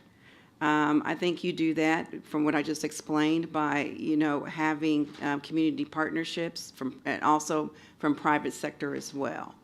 I think that one of the other challenges is teacher retention. I think that some of the programs that I've seen through the balanced scorecard are going in the right direction. I think teachers need an opportunity to know that they're supported, but also have an opportunity to advance in their prospective areas, whether it be, acquiring higher education, getting certifications to be a administrator. It's just like any other corporation. People don't leave a situation usually because of the whole company or the whole Northeast Independent School District or whatever. They do it because they don't feel that they may be as supported as they should be. I think also, too, I think that the district needs to do a better job of making sure that if they want to move to another school within the district, they know what's available to them. It's easy to find. You can go online and on the website and navigate easily to find out information if your child is interested in cybersecurity, if your child is interested in the arts or design or things like that. If your child may need a little bit more support in other different areas, if they want to have a technical or vocational support, they need to make sure that that's available to them. I think the district is also doing a good job with preparing those for students that might want a career in the military. With us being a military city, I think that's very important as well. So I think that's probably a lot of different areas I think that the district can do better, but it's all about, you know, when it comes down to it, it's just tooting the horn, you know, and being proactive in marketing what is available in the school district. Mr. Bargan, a quick follow-up on that. Can you explain, you said bridge the economic divide, but can you explain, because I want to make sure I understand. Oh, the way yeah, you said well, bridge the economic divide. there could, yeah, from what I can see, there's a disparity between economic disadvantaged and the other students. You know, the students that, you know, could be achieving on certain levels. There are probably different reasons for that, but it does exist. And I think that the approach you might want to take is making sure that those students that are economically disadvantaged have the resources that they need to be successful, such as, you know, access to computers, broadband, you know, internet, and things like that. And that's something that can be done from support from outside of the district. If the district isn't able to do that, you know, you go and get the best experts to come and give advice on those situations. I went to a school, and it was in another school district, where the teacher asked me to come with, because I can stay in the class for my volunteer opportunity by myself. There was a full pantry available for a student that looked like she was very hungry and very tired. And the pantry was stocked with food. It was stocked with personal supplies. It was stocked with clothes. And I was just amazed. And she, you know, told me that it was supported by COVID dollars, dollars available from COVID. And then she said that this pantry was getting depleted, but our students need it. And I quickly raised money, you know, from just some friends to support it.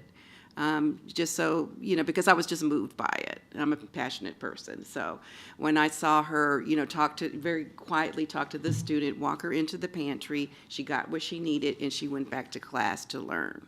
Great, thank you for clarifying. Mm-hmm. You're welcome. So to piggyback on David's question, if someone were to come up to you that's new to San Antonio and say, why should they choose public education and why should they choose any ISD, what would you tell them? Well, NEISD has a reputation for excellence. And, you know, it being the second largest school district in San Antonio, I believe that it's always had that reputation. You know, coming to San Antonio and moving here, you know, because my father was deployed, and being here because we had family members. You know, my mother thought there wasn't any other, she knew there were options, but she wanted to make sure that my sister and I were educated in Northeast Independent School District. I think that reputation has continued. And I think that you tell people that Northeast Independent School District has the best. I mean, you know, there are challenges out there. I know that there's a lot of work to do, especially in single member District 2, but You know, you've got opportunities right within the district. You don't have to look any further. You know, I think that, like I said, when I've gone into Northeast Independent Schools, I've greeted, you know, by staff, greeted by administrators, students, you know, excited. They're, you know, there are always a few of those that kind of drift off and are kind of sleepy, but, you know, they might have a reason for that. But the students are intellectually curious. I'm always limited of what I can say and not say to students, but they ask me really good questions. And I would be, you know, honored and thrilled to, you know, be able to represent Northeast Independent School District and tell parents that, people moving into, you know, San Antonio. So. Can I ask, I was under the impression that you graduated from TMI. Oh, yeah, I did. And I'll tell you that I started TMI when I was living at Fort Sam, Houston. So we moved out of the district into Fort Sam. So that's when I started TMI. And TMI gave me an opportunity to be one of the first girls to go there. I was a trailblazer. And there were just a handful of us that were accepted and continued on to TMI. So that's my story there. So I did go to 2 Northeast Independent School District. I went to school in Fort Sam. And then my father at the time was over all of the ROTC and 5th Army headquarters. So one of his schools was TMI. And so I learned about it through him. And I was able to go there for summer school. Can't ever remember, it was the year before they let girls in, but summer school, it was co-ed. So I'm proud of the fact that I've been in public schools and private schools for my whole K through 12. I went to private school overseas, and I've been to public schools. And I went to public schools in New Jersey before I moved here. And that's why I commented on the fact that it's a parent's decision where they want to send their child to school. I don't think it's necessarily with taxpayer dollars to fund, you know, private schools, because I think that's a choice. It's not afforded to everyone. There are opportunities for students to go to charter schools and private schools, but that's a parent's choice. That's where parent involvement comes. So as an advocate for public schools, that is something that I'm passionate about, because that's the backbone of this country. You know, the fact that public schools have been around for, you know, a couple of centuries. And that's what makes the United States different from other countries, is the public school system. I support public schools, but I understand why parents may choose private education. Thank you. Mm-hmm. Okay, most of my questions have been asked already, but going in a different way, increasingly around the state and the nation, we've seen school boards becoming political instead of nonpartisan. Mm-hmm. Are you prepared and committed to keeping your personal politics out of decision-making? What if your personal politics are not reflective of the D2 community? So are you able to listen and be responsive to their needs instead of yours? D2 community. The Roosevelt cluster, Okay. if you're hearing from your community some situation that you may personally not agree with, can you be supportive of that if it varies with, or if it differs with your political beliefs or your? Well, I always believe that trustees, it's a nonpartisan atmosphere. Everybody has their own political views, their personal views, but when you sit in that seat, you have to put those aside. And you have to think of what is best for the district. There's a lot of pressure out there. I understand politics. I understand, you know, the PAC system. I understand unions. I think it's the role of the trustee to listen to everyone, and then you weigh it and then you make decisions when you sit in that seat that are best for the school district, not necessarily the special interest. And I would add to that everything's politicized. When you have to actually run and be elected to the position, I think that's where some of the politics comes, but you don't, do so as with, wearing red and blue or whatever it is, or libertarian. You do that because you think that you can serve as a trustee and have the best interests of the board and make that priority. I guess I need to start back around. Okay, so how would you communicate with the community then? How would you take board decisions back to your community, or how would you get their input for board decisions? Well, I think a really good form would be, especially these board meetings. I mean, people, come to those meetings. I think they're neighborhood associations. I think there are organizations and opportunities for you to be a guest and listen to people, different forms. I think that you have to make sure that you're within the parameters of whatever the policies are for the board. I'm sure there are rules, with X, Y, and Z, and what you can do and what you can say and what you can't say. And I believe in rules. I mean, I believe in policy. I believe in not putting yourself in a position where you look like this is your only goal is to advocate for this organization. I think that appearance is everything, and it's probably not very easy, for people to do so. I think it's a tightrope, because you do have your own personal interest. You do have your own values. You do believe in certain things. But I don't want to impose that on the board or on the school district. If I have strong views, I can talk to my peers about it, it would be the board of trustees. And I think that there always needs to be an open ear and understanding and compromise. And I think that's kind of what we're lacking in today's society, is that we're so embedded in what we think is right that we don't see the bigger picture. Thank you. You're welcome. I hope I answered your question. Yes, you did. Okay.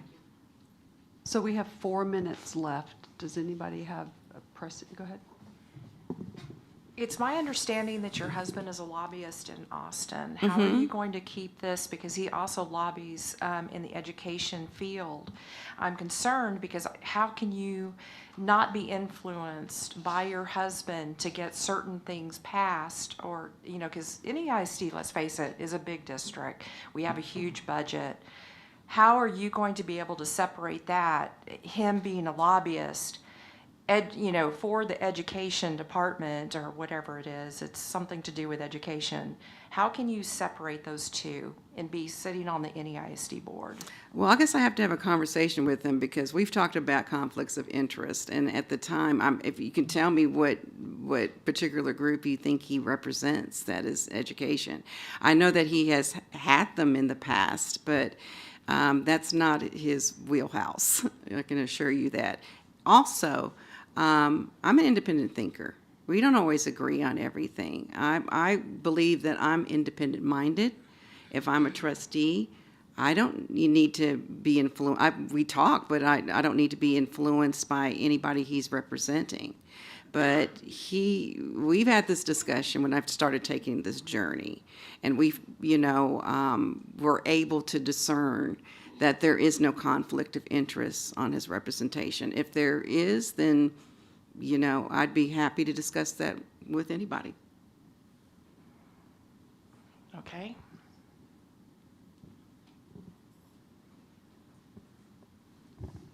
I'm very proud of my husband, too. He volunteers in the name. My only concern is that the perception at this point that there could be a conflict of interest. And, frankly, that worries me. Yeah. Because when you have somebody that is lobbying in Austin, and let's face it, you know, right now it's kind of contentious with the whole voucher thing and other, you know, other things. And we're saying, gee, are you actually going to do what you say? And here we have somebody who potentially could be sitting on the board whose husband is a lobbyist, on which side we don't know. So is this going to reflect and also have a, you know, could we have a problem later where we're brought to account because, you know, it's perceived that maybe you were influenced by your husband who is a lobbyist in the education field? That's why I'm concerned. Okay, well, I assure you that I would disclose any potential conflicts of interest prior to anything that I would do as a trustee. Okay, so we have 1 minute left. Does anybody have any other questions? Okay, is there anything that you would like to add in closing? I want to thank you. This has been an interesting journey. I'm glad I got this far. I didn't know I was going to get this far, and you know, with all the stops and starts and delays, I think the important thing is that this has brought awareness to the board, to the district, and I think you've galvanized the whole community around being aware of what's going on in the ISD. And for better or for worse, you know, but again, there are challenges, but that just means that there's opportunity. And I truly believe that if I was a trustee and had the honor of being a trustee, that kind of stumbled at first, but taking a student-focused approach to making decisions that would make a student be thrilled that they had the educational experience with Northeast Independent School District, and they're the leaders of tomorrow. Thank you very much.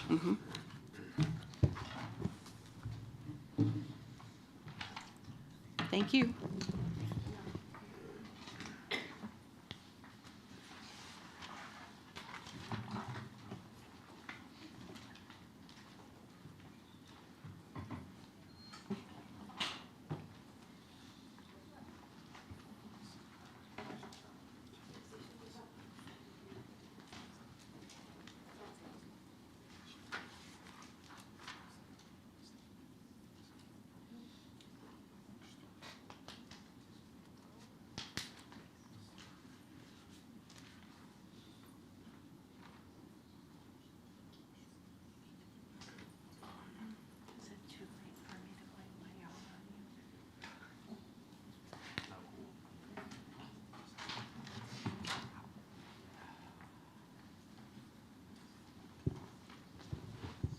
Hello. Howdy. Thank you for waiting so long. Appreciate you being in the back, sequestered. So we have allotted 45 minutes for the interview. Okay. And we're going to each ask one question and go down the line, and then we'll come back down the line. And so we'll see how many questions we get through. All righty. All right. Good evening, how are you? Sleepy. All right. Advocacy for our district, our community, and public education should be a priority for a trustee. How would you advocate? What would you say? What would you do? An action, for example, might be meeting with legislators, trips to Austin. So if you could expand on that. So I think advocacy starts at home, right? So the first part of that is having the conversation with the people in the community and talking about what we are doing, what we're seeing, and then asking the question of what they expect and what they need. You'd start there. We have a lot going on and not going on in our state right now with TA and up in Austin. So I think that's the other part of that is based on what we're getting from our community, what we're getting from our schools, what we're hearing and understanding that we need, we start to put together what the package is of what are the talking points, what is it that we want to say and share to support this particular school district. Schools in Texas generally, but particularly Northeast ISD. Okay, so you're walking the halls of the Capitol, and you've identified yourself as a school board member. Okay. And a House member sees you, and they ask you what your stance is on vouchers. How would you respond? I would say that my job as a trustee is to support I have a fiduciary responsibility to support the district and make sure that it can be viable. I also know that in 1835, when Texas was a republic, the biggest complaint, or one of the complaints against the Mexican government, was that there was no standard way to educate their children.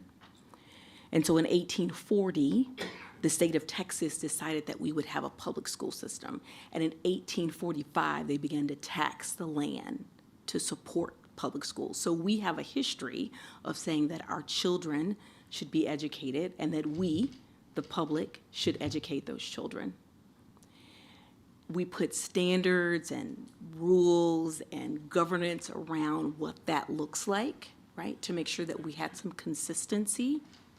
And so I would be absolutely okay with vouchers as long as it aligns with what we say we want to do for public education. And so if we're going to give vouchers to someone that is not within the Texas public school system, they need to align to the Texas public school system, right? So they're going to have to follow our rules. They're going to have the same kind of standards. They're going to have to do everything that we have to do as a district in order to get that money. Oh, and you can't take it away from the districts because the districts are struggling right now. So you have to find another way to get that $8,000 that you're going to give to a charter school or to a private school or whatever. You got to find another way to get that money so that you don't defund our public schools while we try to fund another way to educate our children. So if we can figure out a way to make that happen, tied to our promise from 1840 to educate our children publicly, right, with rules and standards, let's figure it out. Thank you. Good evening. Hi. So if you were to be appointed, do you have a plan, or how would you plan to be active and visible in the single-member District 2 community? And how might you listen and engage the voices of that community? Yeah. And then I have a follow-up with that follow-up. Okay. So I anticipate, if I have the opportunity to sit in the seat, I anticipate lots of community meetings, because that's where you find that out. And I anticipate lots of PTO meetings, because that's also a place where you can hear and see what people are saying and thinking, and what they need. And so along those lines, you might have organizations that are either outside that district or that community, either that you might be a part of, or that is just has an interest in the district itself, the Northeast Independent School District. How would you weigh the input you get from some of those organizations or interest groups to the community that you're serving? Give me an example. So let's say a teacher union might have input, and they don't necessarily reside in the district that you're representing, or they may not even reside in Northeast boundaries for some reason. And so the question would be, if you're hearing information from those interest groups versus what you're hearing from the community, how would you weigh those two pieces of input? So I think the answer is it depends. So I'll give you a scenario. So let's say broccoli, right? What I'm hearing from the community is everybody wants broccoli in the cafeteria. That's the way to go. Can we get more broccoli?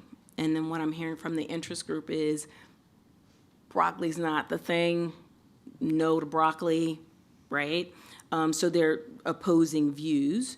I think you come back and say, hey, look, they're saying no to broccoli, and here's why they're saying no to broccoli. What do you guys still think? Is it still broccoli that we want? And if it's still broccoli that we want, then I vote for broccoli.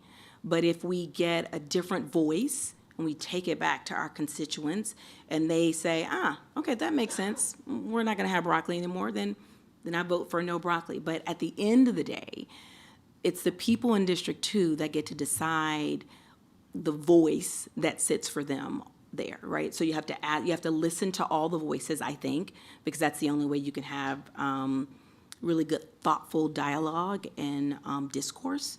But then at the end of the day, it goes down to what are the people in the district saying? What do they want? What do the teachers want? What do the people in the district want?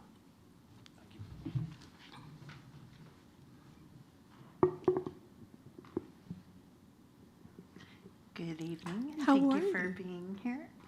And if you're sleepy or if you decide to yawn, we can blame David. It's always his fault, just saying. So my question to you is, how do you feel about parental inclusion in education? And what things do you see that need to be changed in the current environment to change parental inclusion? What do you mean by parental inclusion in education? All aspects, everything in education. How do you feel about parental inclusion with sex ed curriculum? How do you feel about parental inclusion in programs that the children are learning about? How much of a voice do you believe parents should have in their children's education? So I grew up in the public schools and in Houston, and my mom was there all the time. All the time. And her being there was great because she was an advocate for me. But I also grew up in a time when if the teacher said you did something, you had to try to have a list of why you didn't do it because she was going to take the teacher's point of view over mine. And so she was involved in my education, and I see it with my own children. I'm involved in their education. Now, there may be something more specific that you're asking that I'm not getting, but I do think the parents have a right to be in the schools. That's why we have PTOs, right? We ask our parents to volunteer. We ask them to participate. We ask them to sit on advisory councils at the individual schools to help us figure out the way forward. And so that's parental inclusion. And I'm looking at you and I'm feeling like I am not answering your question and I maybe don't quite understand what you're asking, but absolutely. The parents have a right and should be an active part of the children's education. I mean, when we moved back here from Brussels, my children all spoke French, and I wanted them to go into Spanish, which apparently is a high school class, and so it was a whole thing with me and the principal, and they had to prove that they could speak French in order for us to take uno, dos, tres, and I just didn't quite understand it. Right? But at the end of the day, it was a dialogue between me and the principal and the French teacher and the Spanish teacher, and we talked about the value of having this child take the Spanish now, given that he had language in his head, right? And what language could do for him. And I had to make my case. But at the end of the day, they said, okay, here are the parameters under which we will allow this child to take a course that is not designed for them as a 7th grader or as a 6th grader. It's designed for a 9th grader. He made an A, by the way. But I was a part of that conversation. And I think, I've looked at our board tape when we come, right now you guys are talking about what does sex ed look like, right? And what's in there and what's not in there. And everyone has lots of opinions. And a parent opinion might be, I'm not really comfortable with that for whatever reason. And maybe their child gets pulled out while that curriculum is happening because of whatever their beliefs are, whatever systems for their particular family. But yeah, I think it's, while this is the governing body for the district, it absolutely is. It is, the buck stops here. It's a shared responsibility between you and the parents and the superintendent and his staff and the teachers. It takes everybody's input and voice to make it work. I think you got my question. Did I? Oh, great. Thank you. Thanks for being here as well. I'm going to read a statement to you, and then if you can just kind of share your thoughts on it. I'm going to read it slow this time. Last time I was fast. Okay. It is important for our district to educate students to become patriotic and understand the U.S. and Texas constitutions so as to guide students towards being able to function well in our free enterprise society. Okay. Share, what are your thoughts on that statement? Oh, sure. Read it again. Maybe I'm missing something that it's It is nuanced. important for our district to educate students to become patriotic and understand the U.S. and Texas constitutions so as to guide students towards being able to function well in our free enterprise society. Do you have any thoughts on it? Just, it's good? You agree with it? I'm not sure the context in which you're using it. I mean, it's just a random statement. Is it important for our children to be educated in Texas and our history and our Constitution? Absolutely, yes. It's also important for us to be educated in the U.S. Constitution and how the Constitution, and the Bill of Rights. Absolutely, yes. All those things, as well as reading, writing, and arithmetic, help to create lifelong learners who will hopefully engage well and build a better society than we have. And quite frankly, they're the ones who have to take care of us, so we want them to be curious and lifelong learners. Okay, yeah, this is from the Texas Education Code, Mission Objectives of Texas Public Education, and that's just some of the priorities to include some of the other stuff, but it guides what we do as a board at the end of the day. Is that's kind of what we're focusing, developing these kids of character that understand this. So that's the context. If you're wondering, everyone has a different opinion on that. So thanks for sharing. Absolutely. All right. Thanks for being here. Okay. You mentioned several things in the last board meeting that I would like to get some follow-up on. Sure. Okay, please tell me, what is the mission of the district? The mission of this particular district is to, and I can't recite it word for word, but to develop students that are ready to enter into either college or military or technical training and be responsible citizens going forward. Okay, and also you stated in the last meeting that you would like to propose a way forward, an opportunity to put someone there who isn't interested in this seat as a long-term position. Were you saying that if you were appointed that you would not be running for this seat in May? What I said was this district, the board seemed fragmented, and that it might make sense to put someone in the seat that was not going to seek a term. So that was the statement. Your question, I think, is, do I plan to run? Is that the question you want to ask? Correct. Yeah. So the wise money says, because, all of us have talked to lots of people, right? So the wise money says, say, yes, you're going to run. You've changed your mind. You've had to change your heart. But the answer is, I'm not quite sure. I sit here today because there is a need and an opportunity, because I am qualified to sit here, because I care about not just the children in Northeast ISD, but children generally, because they are the future. They're what's next for us. And we're trying to, all of us collectively, from the elementary to the university level, trying to get them in a place that they can move us forward, right? So I'm here because I think I can help you do that. Do I know that if I'm going to run in May or if I'll file in January? I have no idea. I mean, and that's the honest answer. If you appoint me and I sit in the seat and there's work to be done, and I'm talking to his question, the people in the community, and we're doing work and they're saying, Tracy, yeah, you're the person, then maybe I run. If they're saying, what are you doing, lady? Then if my community is saying, why are you here? Then I don't run, right? This is this seat belongs to our community. And so, if they tell me to stay, I stay. If they tell me not to stay, I go. Okay, on this, another question I have is the board is extremely divided. Okay, we have different approaches. What will you do to bridge that gap? What will you do when another trustee questions your vote? What will you do when you see another colleague being insulted? So the first question was, how do you bridge the gap? Yeah, how do you Right. bridge this gap? I think you bridge the gap by asking questions.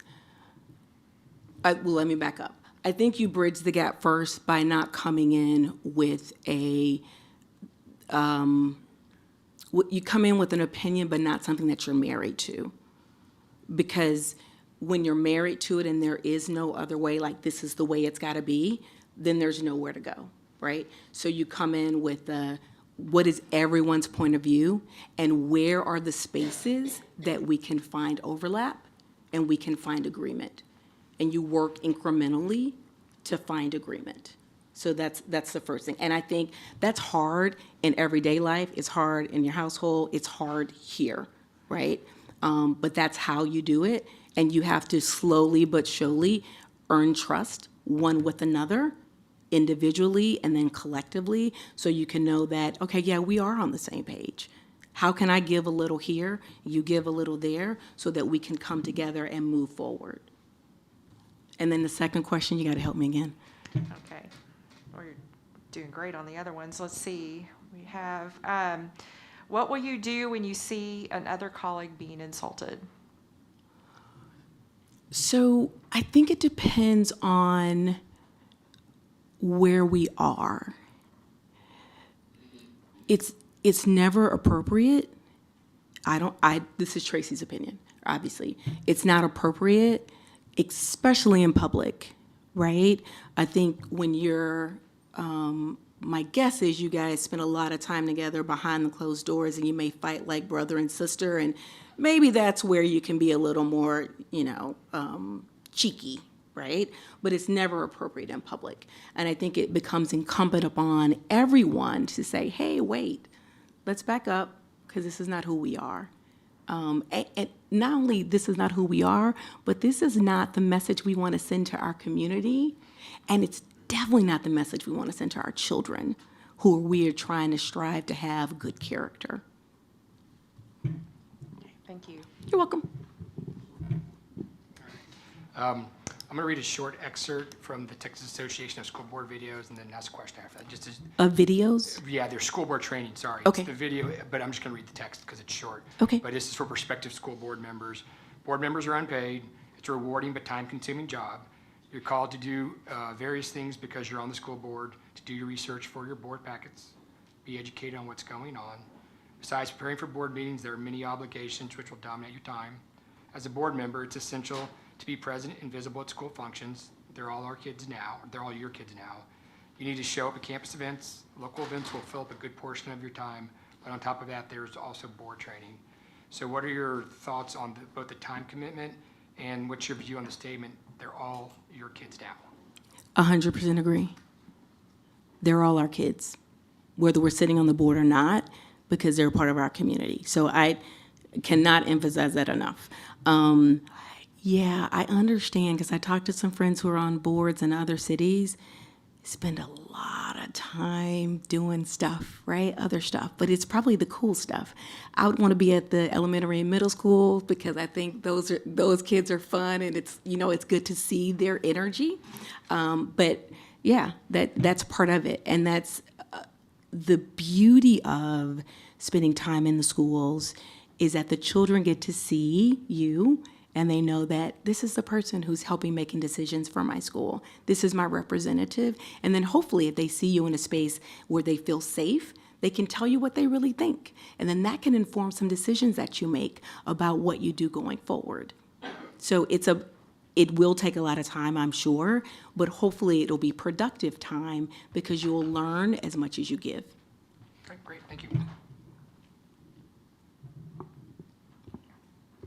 So when making decisions about voting on a policy or curriculum, what are some of the resources you will use for consideration? Policy and decision, particularly to the board, to this. Correct. So my guess would be we'll have some level of research that comes directly from the school district, right? So there'll be some information that's given to us. I think the other part of that is what are other people doing around the city, around the state, and around the country? What is the Texas Education Agency asking us to do? What is the governor's office asking us to do? And then fast forward, looking around corners. What's our 3-year plan? What's our 5-year plan? How does this feed into that? Does it get us closer to or further away from it? What are our teachers saying? Have they Is this something that they're advocating for? Is it something that they're not advocating for? What are the parents saying? Is this something that was brought up by a parent? I think all those things go into making that decision. And then you got to ask the question, right? You got to put it out there and see what people say. Thank you. So in a competitive education marketplace these days, what can we do as Northeast Independent School District to set ourselves aside from our competition? Who's your competition? Our competition would be private schools, charter schools, homeschools, any number of those, any combination of those. Yeah. So I would say in part you're doing it. And sorry, other public school districts as well. So all of it. I would say in part you're doing it. The magnet program is significant and huge, and those that are relevant to parents, people will choose, right? That I went to Bel Air High School, which was a language magnet school in Houston, right? So that was a choice because I thought I wanted to be a lawyer, and so I wanted to be interested. My mother made that choice to help me there. So that's part of it. I think being innovative, so like the cybersecurity school, those things, because that's actually where we are now. That's what's next. What's going to tend to happen is we want our children generally to go to a 4-year university or college or a 2-year, but those kids that have skills and certifications will be able to get into the job market sooner. Right? Folks like AWS or Microsoft are hiring people with certs and bringing them in as solutions architects and allowing them to make lots of money earlier in the process, and they will continue to learn. So I think that's the other thing. It's being ahead of, or at a minimum, no less than on par with where the trends are becomes the other way. And I think that another factor is invite them in. Have the conversation, right? Homeschool mom, why, you're choosing this because it works for you. Let me tell you what we have that might also work for you, right? And so maybe there's some different kind of partnership than we've done before, because if we continue to think, I do work with AWS, and they have this thing called day one thinking versus day two thinking, and day two thinking, you're dead, right? So day one thinking says, they don't have to be our competition, maybe we all have the same goal. How do we leverage what their resources and leverage our resources so we can have a better outcome? And then maybe that advocacy in Austin is about, hey, we're going to shift some of the way we connect with other schools. And I don't know what that looks like, but I'm saying that day one thinking suggests that we stay ahead of the curve. We research and see what's out there. We allow our teachers and our administrators to be innovative in what they teach. And then we figure out how to leverage our competitors to not be competitors, but to work alongside with us so that we both win.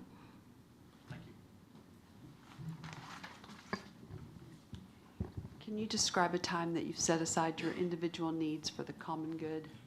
I'm a mother. So that would have been today at 4. So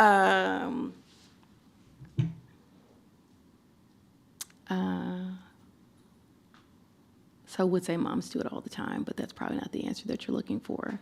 No, whatever you want to say. I think I do it often with my clients, and I do it often with my students because I believe in what I do. And so sometimes that means walking away from what I want or need at that moment, because the longer term vision and objective is that I can get so many more further, faster. Thank you. Can you talk a little bit about your involvement in the community, either from a personal or a business standpoint, things that you've done in and for or around the single-member district to the Roosevelt cluster? Yeah, so I moved to the district about 3.5 years ago. And I usually just played with the people on my street, right? Just tried to get to know my neighbors. But one of the things that happened during COVID is that we found that there's a food insecurity. And so my business is food, or one of my businesses is food. And so working throughout D2 generally, we organized giveaway of produce and some meat, but mostly fruits and vegetables to make sure that people could eat. And during that time, we also did lots of conversations with small business owners about how do you get money to keep your business afloat? What does that look like? How do we support you? Making sure that people knew where to go, where the resources were, helping them fill out their appropriate paperwork to make sure they didn't go under. Okay, I guess we're going back around. Okay, shifting topics just a little bit. You mentioned your involvement as a graduate of public schools in Houston. Your own children, were they public, private? My children have done everything. We have gone to private school. We have gone to charter school. We have done public school. And we have even done public school in another country. And so I've seen it all, and I have a perspective on all of it. And your perspective on public school is? Well, public school rocks. When my babies were little, I remember, and this may go back to your question about what do we do. We lived in Houston at the time, and we bought a house in a neighborhood that had the best schools, A-rated schools. And then I quit my job, but I was bored, and so I went to sub at one of these schools that my kids were gonna attend, that I'd spent all this money to live in this neighborhood. And it was horrible. It was horrible.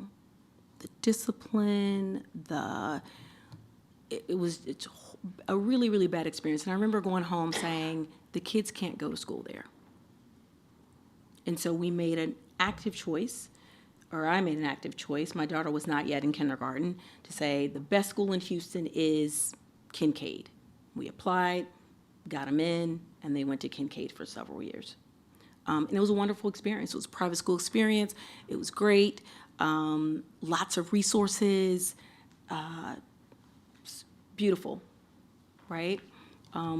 We moved, and we went to another private school in Ohio, because that's kind of what I knew. And I was going to have to live on base, and those schools weren't rated that well. So what do you do to make people want to come to your schools? They weren't rated that well, and nobody was saying to me, here's what, like, it's not rated well, but here's what's great about these schools.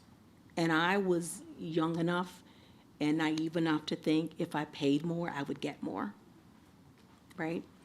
And then my kids we moved to Europe, and we could put them in the American school, which was kind of a private school there, or we could put them in the local school. And we thought, why have an American experience in Europe? We'll go to the local school, they'll learn the language, it'll be great. And that was our real first experience with public school. And it was completely different and much more wonderful, because it was the community, the people that lived around us, and they cared about making sure everybody there knew and learned, and it was a different level of support. And it was after La Fermette that we decided our kids will go to public school, we'll find the best one, and if it's not that great, we'll show up in the classroom, we'll go to PTO, we'll go to PTA, and we'll help them get better. And they've been in public school ever since, with one exception. My baby, the middle school that we came to when we went here, did not have the level of support by the administration that I that it needed. And so we chose a charter school. And we put him in a charter school until high school, and guess what? Because there are no standards, the way you have standards that you have to apply to, we had to catch up when we got to high school. So he spent the first year catching up because I didn't like the middle school and I chose something different, which was my right to do, right? But then my baby's behind. And so he's a junior now, and I'm still like, okay, let's sit down and get through this because he missed some of those building blocks. And so I would say that all schools have those things that make them great. The value, I think, of the public school is that it is your charter, it is your obligation, it is the thing that you work the hardest on all the time to make sure you get it right, that all those babies learn. No matter if they're special ed, if they're, have a, what's the plan? Because my baby has one. What is it? 504, where IEP or 504, right? Like in the private school, no one cared about that my baby had other support that he needed, right? They kind of helped us because we were paying, right? In the charter school, but in the high school, they start with this 504. And then we craft what's going to happen for him around that. And so do they all have their place? Absolutely. Some work better for people than others. But our best experiences for our children have been public schools, and we've done all three. Just to follow up on that, so you chose Northeast because of our reputation, our school for your kids? Or, well, actually, you chose this district for schooling opportunities? I chose Northeast because that was the house that I could afford after I divorced my husband. So, and it was the second largest district, and it was one of the better ones.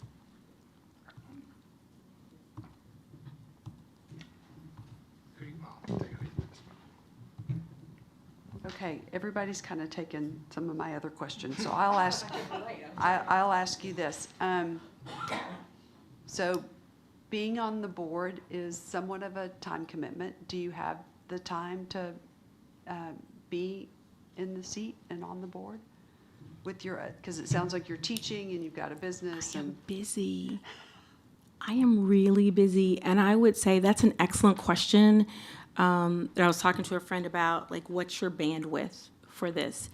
And sitting here would require me to say no to some other things, but to Mr. Baya's point, but I think it's worth it. I think the children are worth it. So there's some things that I'd have to say no to because you can't do everything. Thank you. Mm-hmm.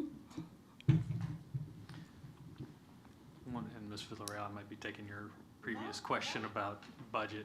I don't think we've really discussed any of that. We have like $600 million budget, and we're currently at about a $37 million deficit over the next several years. Mm-hmm. What are some things that you might think of that we'd be able to start looking at over the next several years to get ourselves back in alignment? Yeah, let's turn some of these lights off. There's one. Yes. 5 more.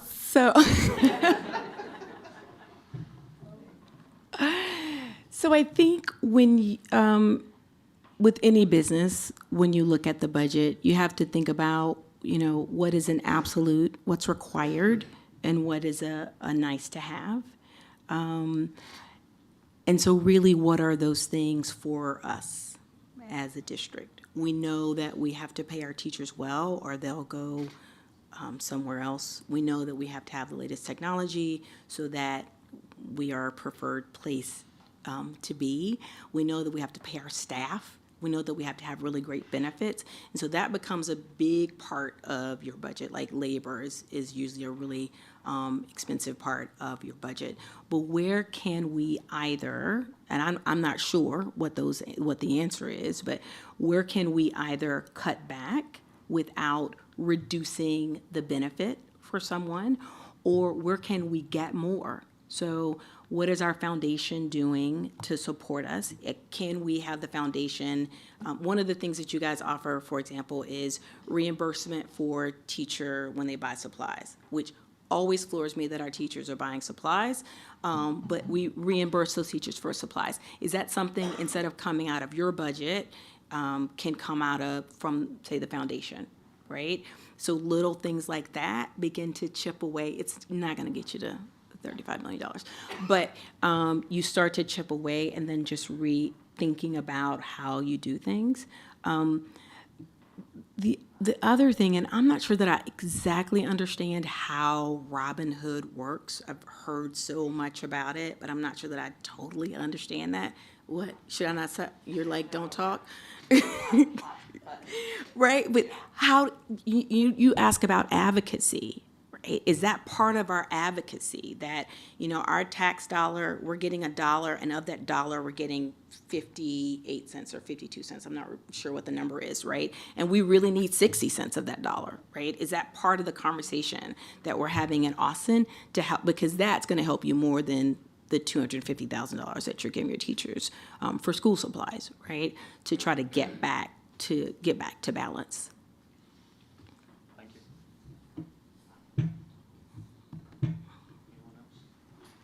I can ask one if you're, I got one. Yeah. Okay. So you made a public comment, and a lot of people commented on about this being a bucket list thing for you. Yes. Do you remember that? Yes. Okay. Being on a school board, absolutely. Yes. Bucket list thing. So obviously, prior to applying for this vacancy, please tell us how you were involved and engaged in the business of the Northeast Board in the past few years, and why it's a bucket list thing, and because that can be taken different ways by different people. Yeah, no, great question. Thank you for the question. And I will say being on this school board was not on my bucket list. Being on a school board was definitely on my bucket list, as is being on city council. I just think it would be a great way to actively engage and help set the direction in a more tangible way. You asked the question about parents being involved. That's, you do a little bit, but this is where the buck stops, right? And so what a great way to make an impact on your community. So it wasn't Northeast necessarily, it was school board generally that was on my bucket list. And I would say just directly impacting Northeast ISD. I don't necessarily have a history of volunteering, particularly in the district. I volunteer and do things with youth in the community, but not necessarily in the schools themselves. Okay, but board business as well, obviously, not your focus, obviously, it's more like the community stuff you're talking about.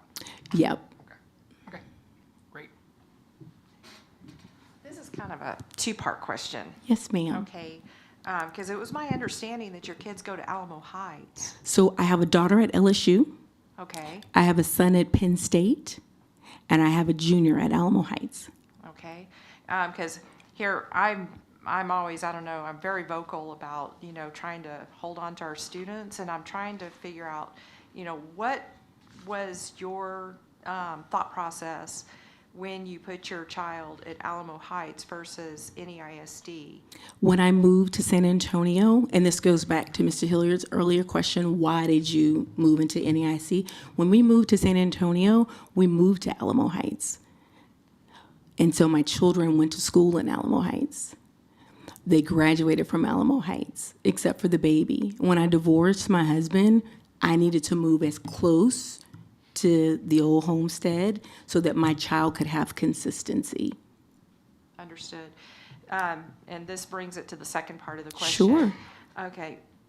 What are the biggest problems the district is facing, and what can we do to retain teachers, students, and parents?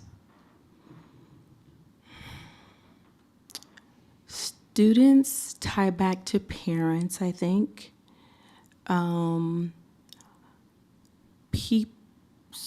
Teachers tie back to caring, I think. So if most teachers that I know do it because they love the job, because they love kids, because they want to educate, that's why they buy their own school supplies. And I think part of keeping them, particularly when you can't give them the most amount of money, is listening and hearing and appreciating them, saying thank you. I think you keep parents because you listen to them as well and you hear them. And even if the answer is no, they know they've been heard, and you have a dialogue about what that is and why there's a no. Because then you can come to an understanding and an agreement. You know, we may agree to disagree, but I know where you're coming from, and I know it wasn't just out of left field. Thank you. You're welcome.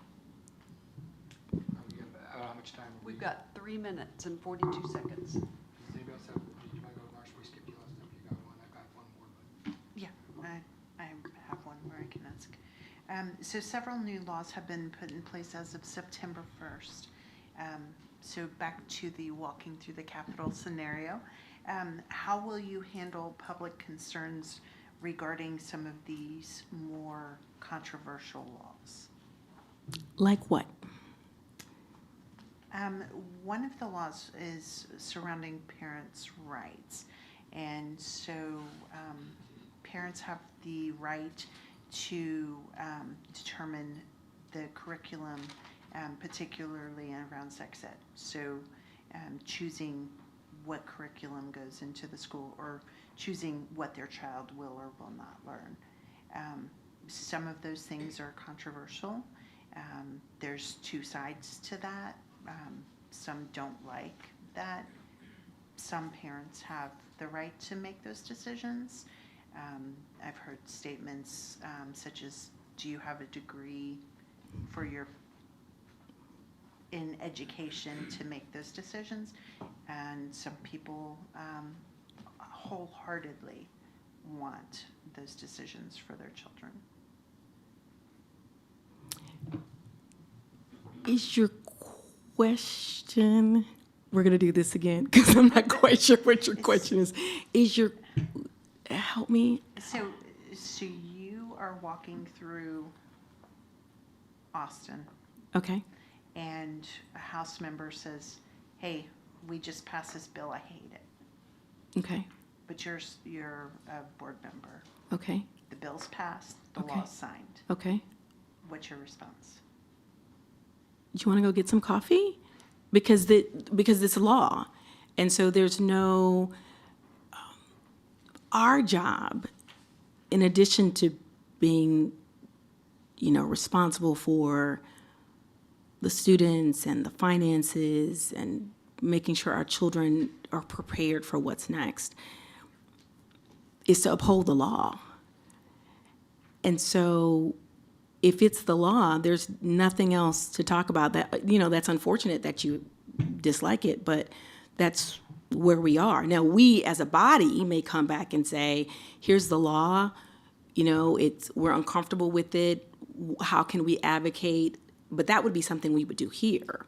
That's not something you do in the halls of Austin. Okay, thank you. 49 seconds. Closing statement? Yeah, is there anything you would like to end with? Oh, no, thank you guys so much for your time. I appreciate it. Thank you for being here. We Yeah. appreciate it. No problem. Do you have an agenda? Okay, so item 3, closed session. The board will now adjourn into executive session pursuant to Government Code Section 551.07. And the time is 8:59. Sorry.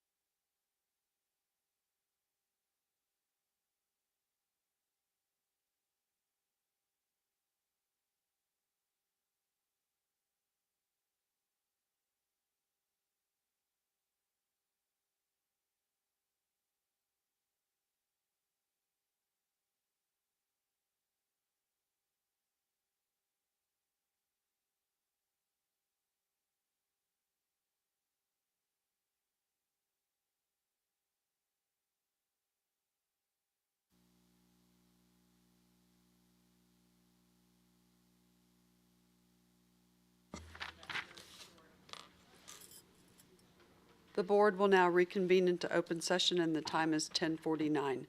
We have had a discussion and feel it is best to take some time to reflect and watch the video, and we will meet Friday, October 27th at 8:30 in the morning to hold the vote. And the meeting is adjourned at 10:49.